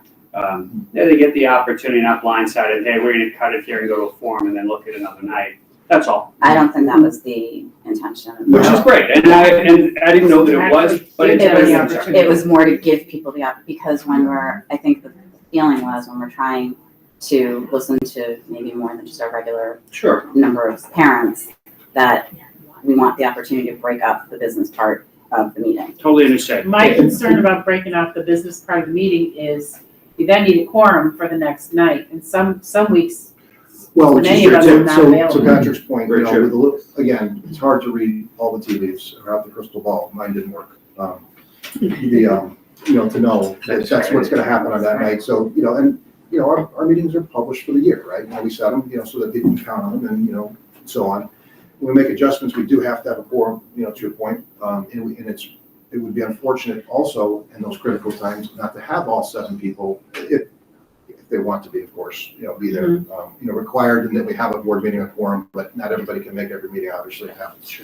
So, I don't think our intent, and I think just the other thing, just to clarify, the non-resident part, there was some advice we got about how to handle it, so legal advice. So it's not that it's a no, but I think that, and I'm not talking about the parent of a child, of a family where the parent lives in another district, that's a parent, we covered that in the language. Yeah, no, I get you. We're talking about just somebody else, right? And, and we provided a mechanism for them to reach out and say, hey, I'd like to address you, it might be item number 2, right, separate, and we'll give you 5 minutes.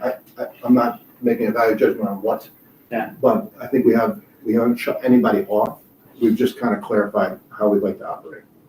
So, again, the language, you saw the redlining, which is the changes that were submitted, so. Just keep in mind that whatever you put in policy, you made the point right out the gate that this is for future boards as well. So Lakshmi, your point is well taken. None of us here are necessarily looking to cut off privilege of the floor, but you're also giving future boards the opportunity to say 10 years from now, why did that guy put that in there? Why did they include that language? And it might be to say, hey, listen, we have a policy, we're cutting it off, get childcare a week from now and a few of us will be there. I'd be very careful. That's a great best practice. I'm okay with that, Dave. I get the use of the community forum. I'm fine with being proactive. But what we put in policy, it stays in policy unless it gets changed. And it may not get changed until after there's a situation down the road. A good point to remember though is that as long as it's legal, it's illegal. It's legal to do. A board can vote to abridge or change its policy on the spot. Even you could, a board who wanted to hear more could hear more. Correct. A board can set, because the board can set its own policy. That's a legal principle. So the board, as long as it's within the boundaries of the law. So this is kind of a guideline. This is one where people felt really strongly who were there. Say there was half the people there who felt one way and half the people felt the other way, and it just got to the point. I said, look, let's just bring this to another setting or a place where the people, all the board members can interact. So I just feel like this gives an hour is a good amount of time for every single meeting to set it up to an hour to set aside. And then if it was something where it just said like, hey, this just has to keep going, the board could say, can we keep going for another half hour? Can we keep going for another half hour? And if the board was willing, to do that. And listen, we've had a number this year, to your point. Let's Let's never do it again, right? It's not gonna be the norm, so it's not overreacted. Right. But we've had a number of times when, like, in our last one, just like probably the extreme case, right? We didn't get to any of our agenda. We had to have an executive session, so we still had to go. And, that we are decision makers at that point. So, listen, no whining, no complaining, but, you'd like to have. But you got the mental brain, but no, I get it, and you got into potentially an attorney there. And so later, I which think, I get it. it's a combination of being fair. Remember, and I think straight away, this is our meeting to do business. We offer a portion of it to hear from people. And what we're saying is we're going to continue to do that. And if we have to, make more time, there's a way to do it. right? And so we got an opportunity to ask 6 of us, well, the president can ask 6 of you, what do you want to do? Extend it. And if it's, if it's going to be 15 more minutes past that, we make a judgment. If it's going to be 3 hours and we want to do a different form, Dr. McGrath, please schedule something. Right? I mean, that sounds good. It sounds good in practice. No, listen, I don't think anything you're doing is to try and cut off, we have heard and seen emails, cut off privilege of the floor, don't allow certain things, we don't like it, it's hate speech. No, it doesn't work that way. But, and I don't think anybody is responding that way with this policy. Yeah. I just don't even like putting in there that people could be concerned, because again, I just don't think it's gonna happen. And I don't want people to be worried about, not even at 30 minutes, you still have to ask for the other 30 or we could kick them to Well, a forum. I don't think our language, correct me if I'm wrong, our prior language didn't It even. actually, no, it doesn't, that's what I'm saying, like, so I didn't see the need to change it at all. I think that we should just be a little flexible times, just like we did. So our Just like we prior did. language said that a period should not exceed 30 minutes. I know, yeah. We added in that if there are more topics, that we can extend that period of time. So we're actually asking to make it more flexible. But then you put in, but we can also call it and just put it to a forum. And all I'm suggesting is, if we're already showing that we're gonna be flexible, let's just be flexible. Let's not worry about having people come, worry about get kicked to a forum. I don't think this is gonna happen. This may not happen for another decade. So not to cut everybody off, this made it to the consent agenda because we hashed it all out. Yeah, and I apologize for not being there last week, and if there's a majority vote for it, it's gonna pass, and I don't think it's awful. It just might seem like a little bit of an overreaction in some of the comments, but I get why you're doing it, Dave. I don't think you're looking to do anything nefarious here. I get that. I'm glad you asked tonight because, we had a privilege of the floor speaker that raised some issues. So I'm glad we stopped. And we debated, by the way, on the agenda, whether to make it an action item or not. It's really our third one. That's why it fell in consent. No, which is fine. But I'm glad you did ask for clarification because it does give us an opportunity as to the, to the why. And we did go back and forth. And so, the group, I didn't say we voted, we're going to vote. So, unless there's a suggestion of amendment of language, right, where we could say. I mean, we can say, if you want to take. Well. When we'll look at it. We're discussing, and there's no reason why we couldn't say right now I think we can do this. We would adopt it with this language change if we care to. We could pull it and address it one more time. But we just did kind of. But we didn't. We can make the changes and we then put haven't it in for we haven't come to a final consensus on any changes yet either. I would suggest we take it offline, or not offline, back to a discussion for this one policy, if that's what you want to do. So I think we should. I think it's important enough that if we're having this discussion right now, it warrants having the discussion and vote. So I didn't know if we could edit it here, and I felt bad bringing it up, but because I know I missed the last meeting. But honestly, I would just take out the forum piece. I would just say that if we're looking to be flexible and say, because you're right, Lakshmi, you're absolutely right. It was actually more rigid before, so I get that, and it was duly noted before I came tonight.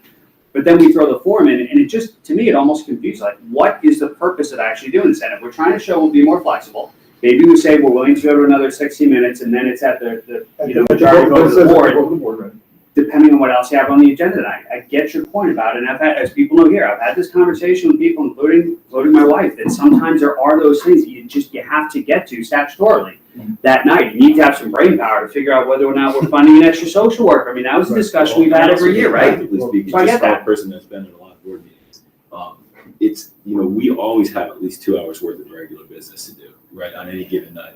So then to add an hour of guaranteed, really a half hour or to an hour of guaranteed time, I mean, you're now talking 3 hour meeting. And we're saying that we should be thinking about having 4 or 5 hour meetings, so that's a lot to pin to your future boards to say that, I think that it's reasonable. I personally think it's reasonable to listen for an hour and then immediately try to come back together. I do think there's an obligation. I think the speaker made a good point that if it's going to be moved to another time to continue the discussion, everyone should be there, and it should be on videotape. It should be broadcast. It should be treated all the same way. And honestly, it's been our practice. The biggest thing before COVID, was budgets, right? So we would have budget. That was the biggest thing. We did have some stuff around Common Core, but the biggest things were class sizes were going to go up in an elementary school, or a sports team was going to be cut, a level was going to be cut or something. And that would have huge numbers of people that would come out. Not quite as big maybe, but a lot of people. and we would do forums. There would be budget forums. I remember there were times when, this was before our time, but there would be like a yes and a no speaker, and people would come up and get in line and come up and speak yes or speak no. The board was all there, and it was listened to, and we have a budget forum coming up. I mean, forum's not a strange thing to do. No, but you have that on the calendar in advance, so people know they don't come to the meeting thinking we're gonna be a privilege of the floor, and then we're gonna be told we got. And if that's the case, and it is gonna be held to an hour or 30 minutes, maybe allow, I mean, I would always be more willing to allow some flexibility, and honestly, this board did too, which I think was a good thing. I think we're in a lot of credit for that around, the larger capital district community that we did that. It was a little tough for us to pick it up the next day, but listen, these issues are that important this year, it just was. I mean, and we heard that from our speakers tonight. So I guess I just. How about So if just ask the superintendent to Let me convene. just ask, there is a provision in this policy for extending it beyond an hour by a simple, There's not technically. I mean, either was there in the old one either. I No, mean, there by the wasn't. way, you guys all broke your own policy. Well, we didn't say we couldn't. Right. You said we could. Yeah. You said we could create our That's own what I'm policy. saying. I mean, the board and the board, so it wasn't like, I mean, there's a perfect example, but you could say something as simple as, if a particular topic generates a number of comments that exceeds the 30-minute period, the board may by majority vote of the members present extend the time. Extend the time. Just take the 60 minutes. And just take the 60 Yeah, minutes. 60, that's what I guess I was trying to understand what the purpose and rationale was. That's another between the two. option. That's it, Just that's say what I would, Well, that's what I think, if I may. Don't go that way, geez. Big squirrels.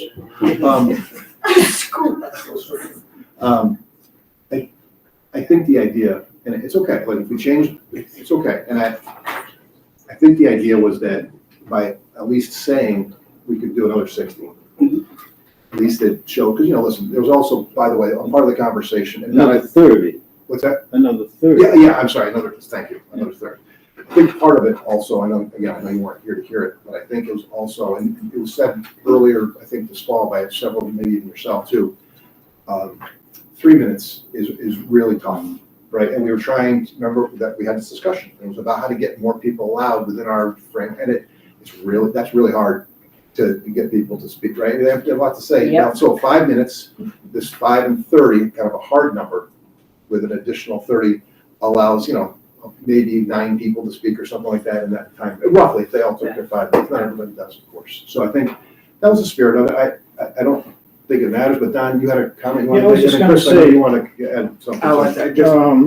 I mean, it's a good point, it's a good debate. I'm not sure the conflating board meetings and forums is necessarily a good idea. I mean, they're different functions, they have different goals and different purposes. So, I mean, if you're gonna make board members come to a community forum, someone brought that up before and again tonight, then call it a board meeting.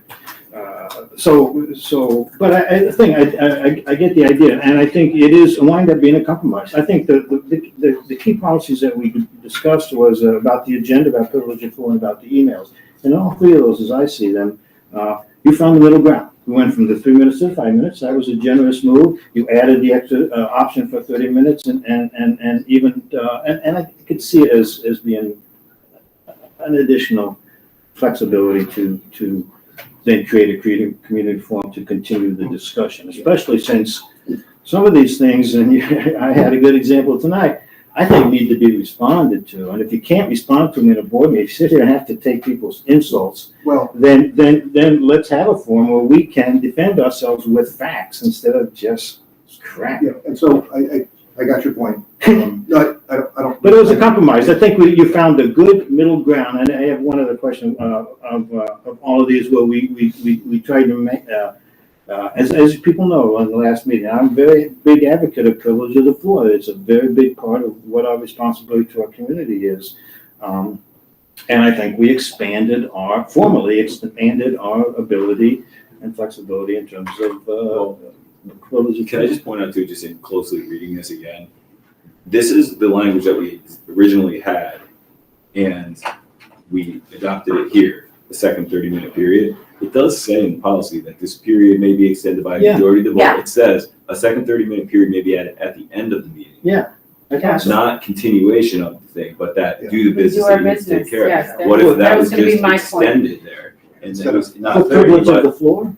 right, I Yeah. mean, So technically an it hour and a says. half. No. No. The The original, second 30. yeah, the second 30 was targeted for the end of the meeting. Yes. Right. Well, I think the conversation also was to keep allow for the contiguous time as well, to try to keep the conversation going, right? And so, But that answers the question of getting the business of the night done. right, If we say we're gonna have an additional period, maybe not necessarily even limited to 30 minutes. and you said us, all actually about your experiences on the town board. Yeah. And that's But it was, But about tonight's business versus other business, Yes. it's a little bit different context, but we're talking about the meeting structure. That was my point, and I think that can be very important in reference to statutory deadlines. One of the things I just want to mention is it sometimes can even make a difference if the board meeting extends past midnight. Yeah. Right. And you're into the next day. Sometimes some of the deadlines are that tight that if it's adopted the next day, we could possibly be out of compliance with regulations. And it's important to consider, even if you let 4 hours of privilege of the floor go on, if we then get to the business at 12:30 a.m., that could be problematic in some ways. So I just wanted to mention. Well, and I appreciate what you were saying about, folks getting babysitters in order to be able to come. We want everybody to come who can come. Right. But then maybe they have to wait until after we finish our business. It may be, but we can also do that too, like, I don't think, by having I think to your point, being so super prescriptive, it doesn't give you any flexibility, but we're trying to provide a little more context, so I think, like, we can just quickly, and not to shut anybody off, but, the four of us were there for the count, and I'm not taking a shot. No, good. There, we've had some questions raised, well, I can take a shot. Feel free. We were there for that discussion, it's okay, we could easily say, we'll remove the. I don't The see language it of the form. The form. language.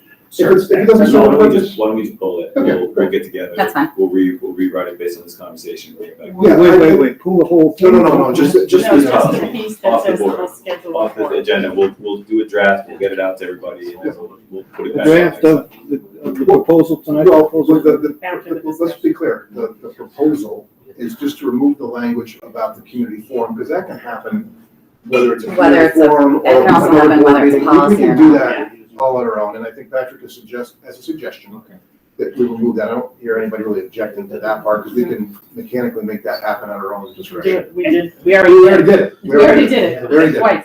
And to So- your point, you leave the flexibility there, but then if you have something where you say, look, we didn't expect 400 people to show up tonight, but we do have to have this done by midnight. That's Then you do perfectly that reasonable. first. Then it's reasonable. Then we say, look, I'm really sorry you got a babysitter. It's not, we're not trying to cut you off, but we have to have this done by midnight. We've been here after midnight.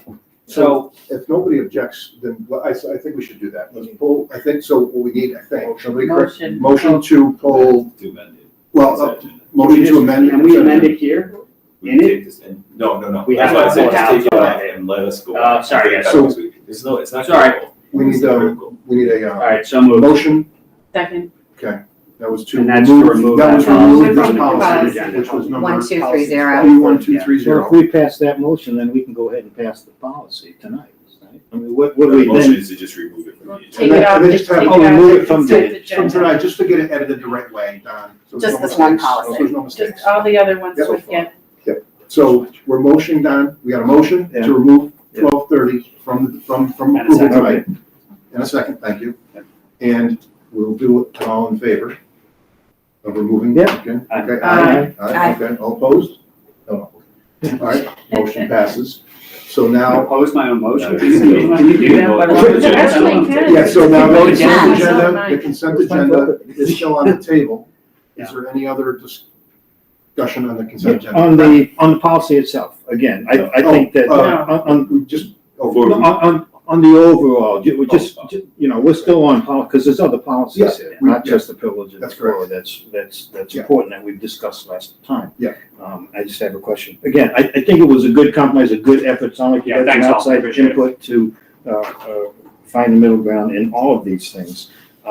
The one thing that we had talked about before that I don't know if we want to put in the policy or not, but in regard to privileges and the emails that the president, and again, I think we came up with some nice language there in terms of our use of emails, who responds to emails, how an individual board member may get permission to respond to an email. But one of the things that wasn't in there, one of the things we talked about, one of the things we started doing, and that I did when I was president, is any response by the president on behalf of the board should be copied to the board, so that the board knows what's being said on its behalf, because the emails come to the full board.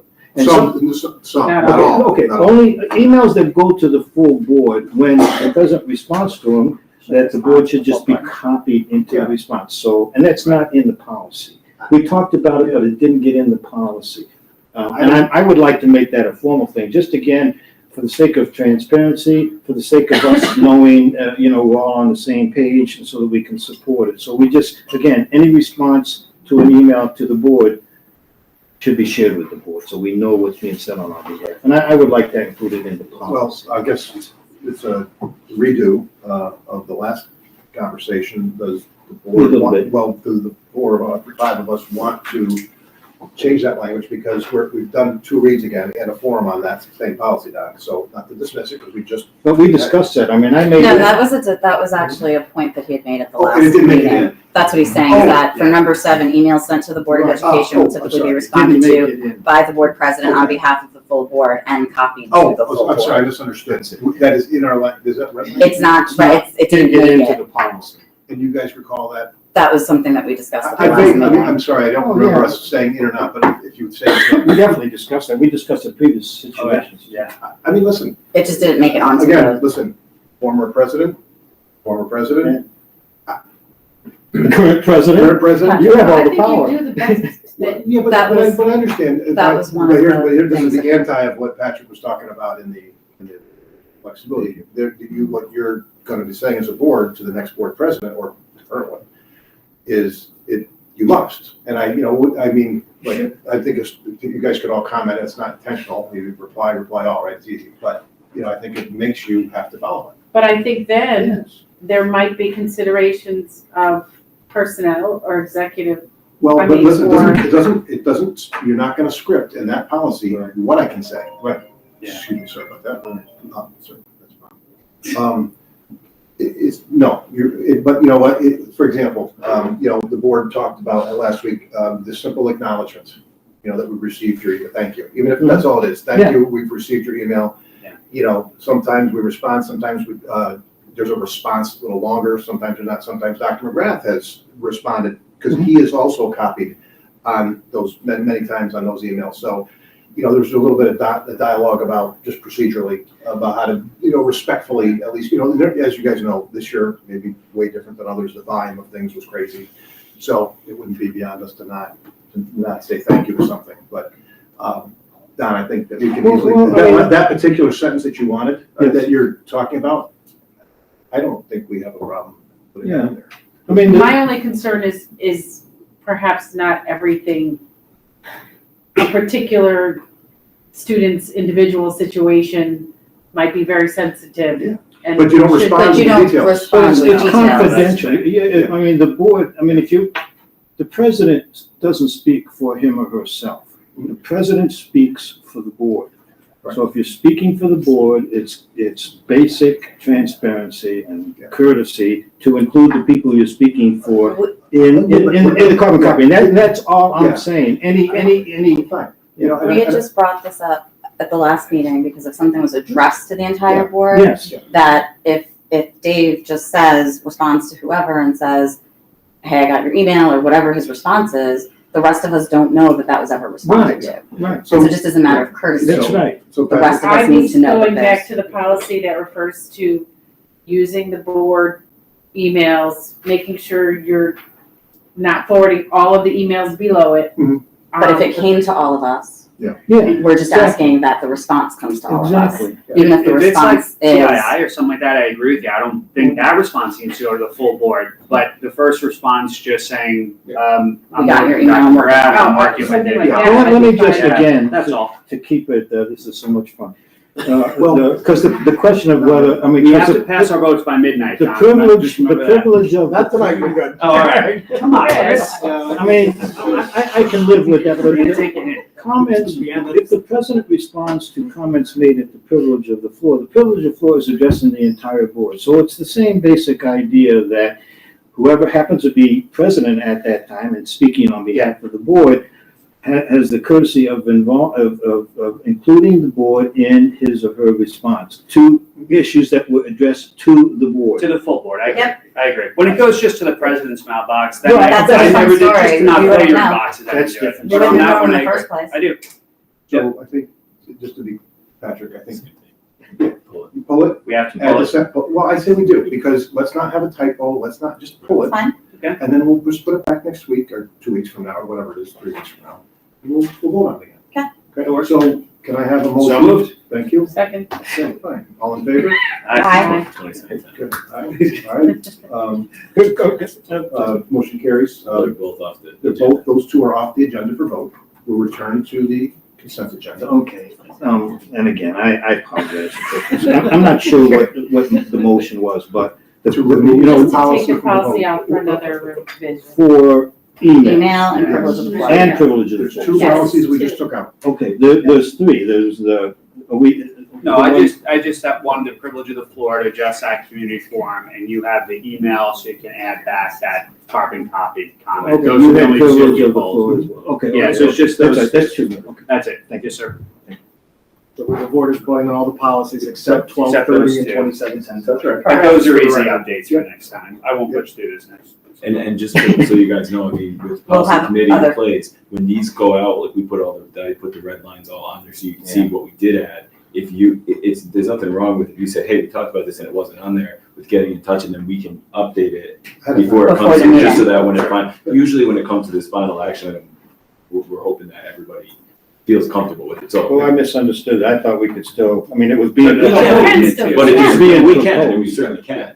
Listen, what we It's can't, just what leaving we can't do even, we can't vote on this. We can Right. make a suggestion, it can be put in, you know, that can happen, and then we could. Especially when it's something that we did talk about, that we just missed. But if just one board member sends you an email and says, hey, I don't like this, let's. No. No, but you said we did talk. We did talk It just about didn't make it into. Right. So. Well, I you just said, think hey, this is I a thought we good talked form about by which those Yeah. kind of final, adjustments can be done publicly and as part of a discussion. Sure. No, very great, term. Agreed. This Okay. is drafts. They are. Okay, so, is there any other discussion on the consent agenda?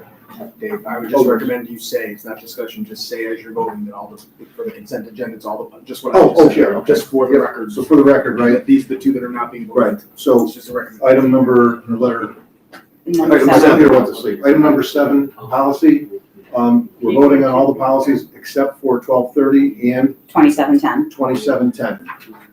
Okay, thank you. All right, with that said, all in favor of accepting the consent agenda? Aye. Opposed? Motion carries. Congratulations, Katria.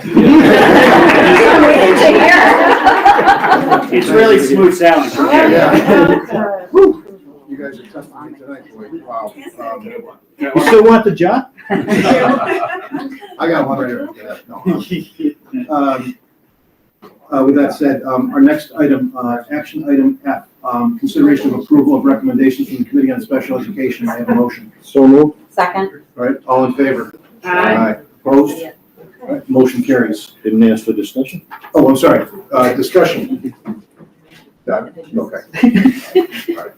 All right. Item G, discussion. Much madness. Yeah, item G, discussion items, the 2022-23 budget update. Chris stepped out. Is that, so should we wait for him for that one? Do reports and What's he got to communications do with first everybody? if you want. All right, we'll wait for Chris because he's probably important for that conversation. So let's do reports and communications, sir. Nothing? No, I don't think so. Thank you. Please.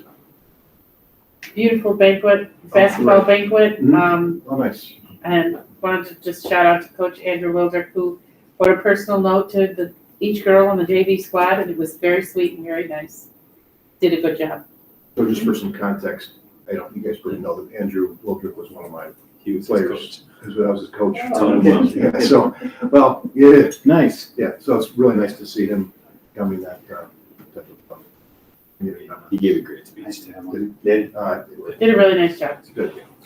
I apologize. I look confused because I don't know what I did with my notes, and I did have to mention this. The entire staff that put on play, Little Shop of Horrors, go into that black box was like being in an off-Broadway play down in the city. It was, I was floored. I mean, they always do a great job. I mean, all the way from elementary school on up. I was That's so in Charlton jealous Heights, we you know. didn't get tickets.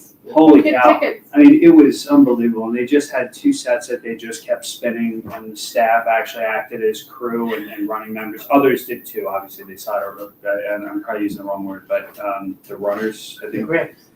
whatever they call them, I apologize, I'm not a theater guy, but they were phenomenal. And so this was Lombardi's last run, so congratulations and thank you to him.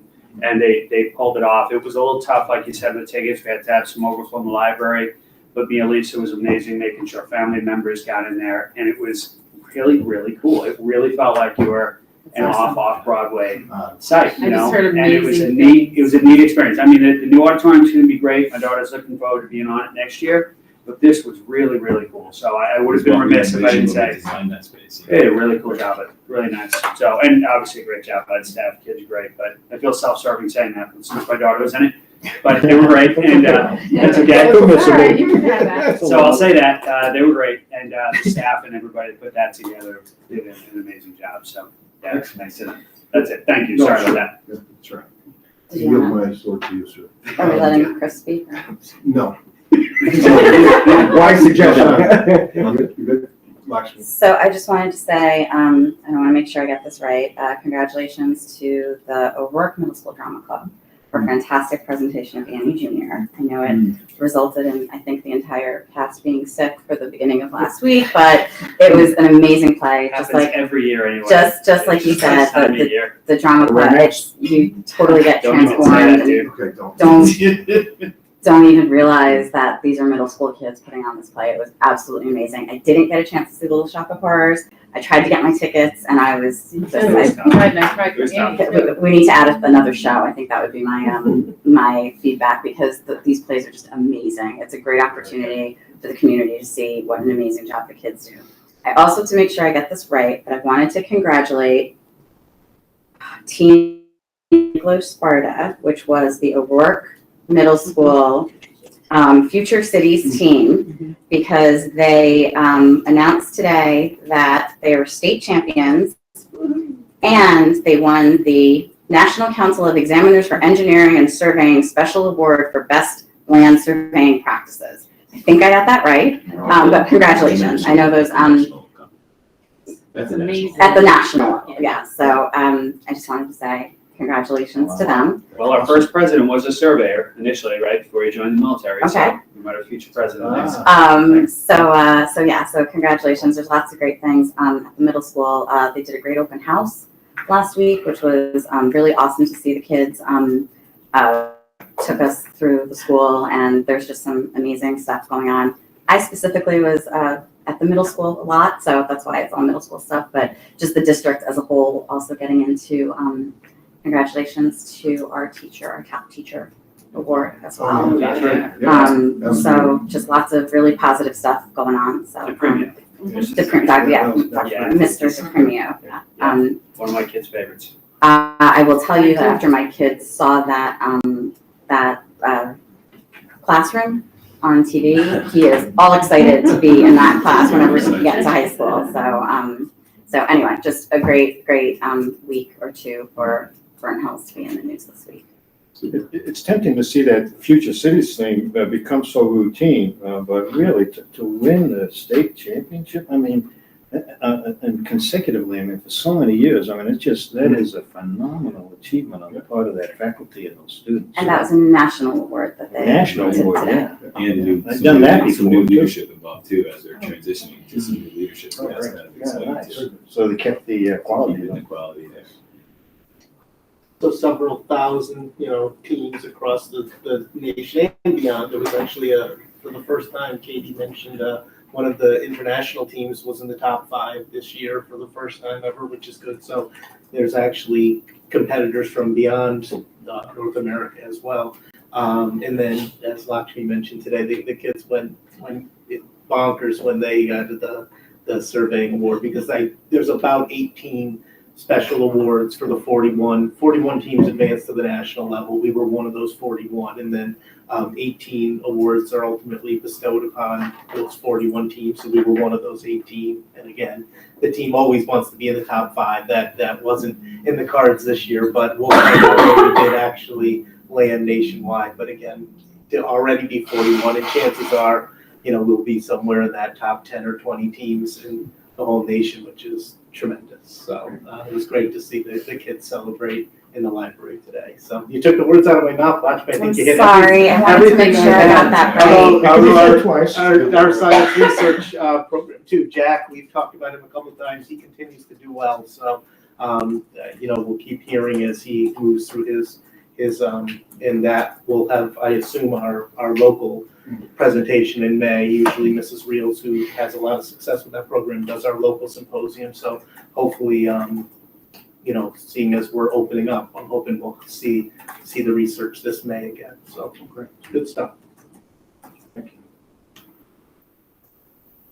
We decided there just wouldn't be a budget, you walked out. We didn't think you were. For statutory things. Yeah, right. Just two things, so just, you just did our reports, you getting anything to report before we let you talk about budget? No, I'm up to it, thank you. So let me jump in, just. Oh, sure, I want to just congratulate a couple people. Patrick mentioned Chris Lombardi, huge part of all of our productions as long as I've been here. This was his last year. He went out with a bang in a very different kind of setting, and 24 microphones of all of the live instruments that were in the other room, the Spartan room, 24 lines running across to one of the mixing boards so that there was live music, but it was being piped in from the other room. That was all Chris and Nick McPherson. Just beautiful job. So congratulations to Chris. And along the same lines, Suzanne Rayom and her team, Amy Clark and Marianne DeLuca and Suzanne's husband, John, and Matt Michelli, all of them kind of announced this was their last production at the middle school. It was very quietly announced in the back of the program. Suzanne Fair made about it. She's going to be retiring this year and retiring from that. So that's a new era there, and she's done an awesome job. I just want to congratulate her. I just want the opportunity to vote down that resignation. So I keep her.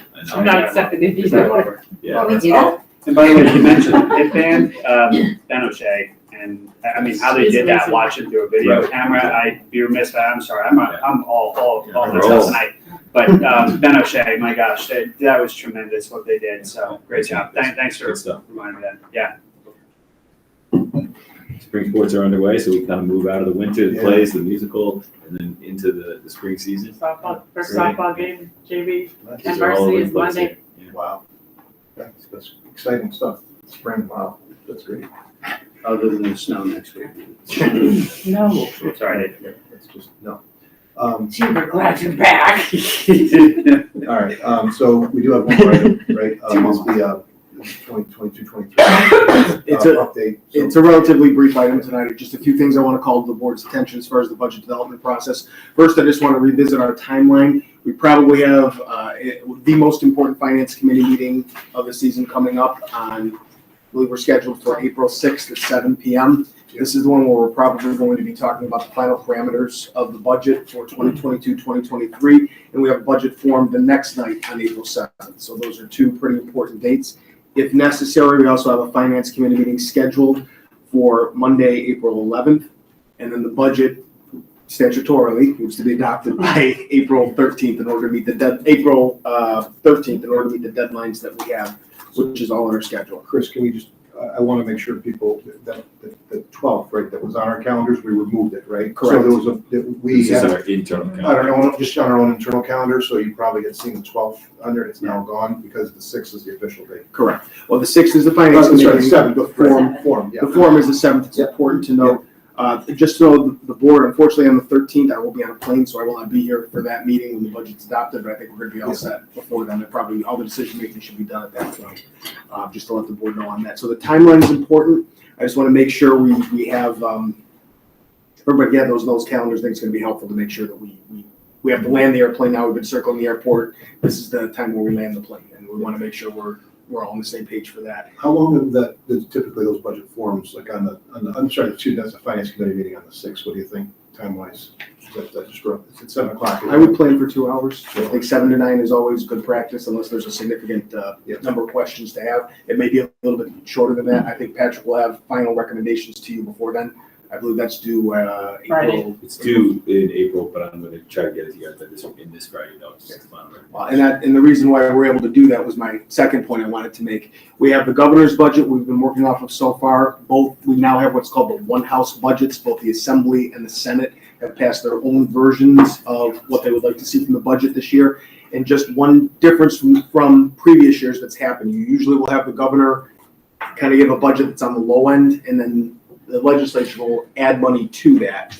And that's why we kind of like to wait until April 1st to have that final budget to know what the final parameters are. It's important to note that the governor's budget this year was more generous than we've seen in the past 10, 12, 15 years. Different governor. Different governor, which plays into it, the fact that the legislature passed to fully phase in the foundation aid formula. But one of the things that we are seeing is in each of those one house budgets, neither of them calls for any additional foundation aid to come to school districts. So while there's some parameters in there that are important for us to know what comes out in the final budget, none of them have any significant financial ramifications on the district budget. So we're in a position right now where we pretty much know what the finances are going to be, so we're not waiting with bated breath for that April 1st budget to come about, so we can accelerate things a little bit and get things put together. So Just a quick question. There's no additional foundation aid, but foundation aid this year will be fully funded. The way the legislature has passed it, there's two different things that are happening. Foundation aid will be fully funded for the 2023-2024 budget year. So for districts that have not been fully funded with foundation aid so far, they've taken the amount that we're receiving this year in 2021, 2022, and they're seeing how much you need to in 2023, 2024. We're getting half of it next year in 22, and then the next half in 23, 24. So that's not considered increasing the foundation, it's just catching up kind of. Well, it's definitely the most significant dollar increase in foundation aid we've had, but we're not yet to that fully phased in foundation. Two-year phase in. Correct, and at that point, we'll see what happens then. Yeah. Then the other question is, the board meeting is scheduled for the 13th. Is that where final budget proposal will be presented to us? We have to do it by then, so we can announce. We have to do it by then, because that's the draft or the proposal that will then go to the public. The budget that the board adopts or is scheduled to adopt on April 13th will be the budget voters will vote on the third Tuesday. Okay. So we're meeting with the Teachers Association at that meeting too, so we can. Before that. Yeah. Before that. Before that meeting. Yep. Dinner at 5 o'clock. Oh, On that's the it. 13th. Yep. Just keeping with your guys' opportunities. We did the CSEA pre-pandemic, and we were gonna do the teachers. Yeah, no, that's a great And we move. didn't, so now we will. That's a great move. I missed the time. 5 o'clock. Those are the only points I wanted to make unless there's questions, just the timeline and the one house budgets came out, that's all. While we have our calendars out, could I ask you on the 6th is the finance committee meeting. As you guys saw, Patrick has submitted his draft of his self-evaluation to us for review. I think we're a touch behind. Could we ask you for like an executive, just an executive session after the finance committee meeting, so we can dialogue about those results? Because I'm Nicole. On the 6th? Yeah. And that way, the reason why I say that is because then what we can do on the 13th, if it's appropriate, we can try to schedule the discussion with Dr. McGrath about the evaluation. I'm out of town that week, so I wouldn't be able to come. Those are, I'll be here for the board meeting, I'll be back for the board meeting, but I won't be here for the forum or for the finance committee, so. If you maybe just place hold for it, and I'll try to make it done. I know it's important not to exclude anybody. The only other option is to do it the other way. Board meeting on the 13th, and then pick another day.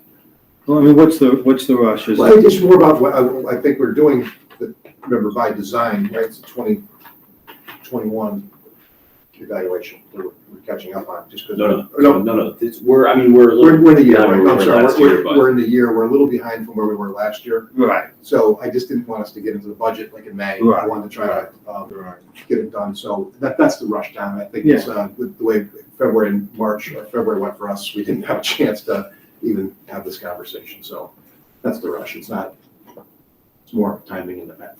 So does it make sense to, I mean, we've already got a long meeting, it sounds like on the 13th, but it seems like that should be a board, the matrix of that discussion should be a board meeting, right? No, it's an executive session. It's not- Executive session. We're announcing a private matter essentially, it's for the, to review. We would schedule a evaluation. board meeting. Yeah. To follow the finance committee meeting. Right. And then just immediately go into executive session. That's So it would be a board meeting. Yeah, and they'll have, that's your point, then they have to be board meetings, but Yeah, it would be an executive session.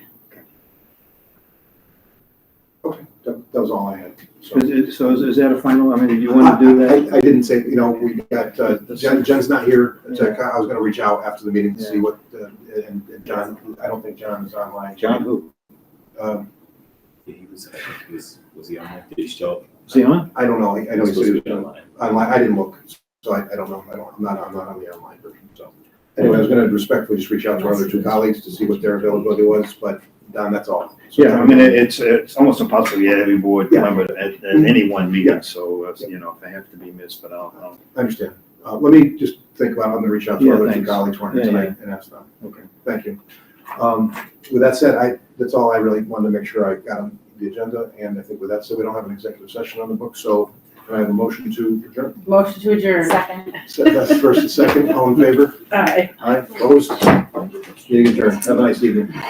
Tom wanted to talk policy. I'm just getting started. Go grab a beer.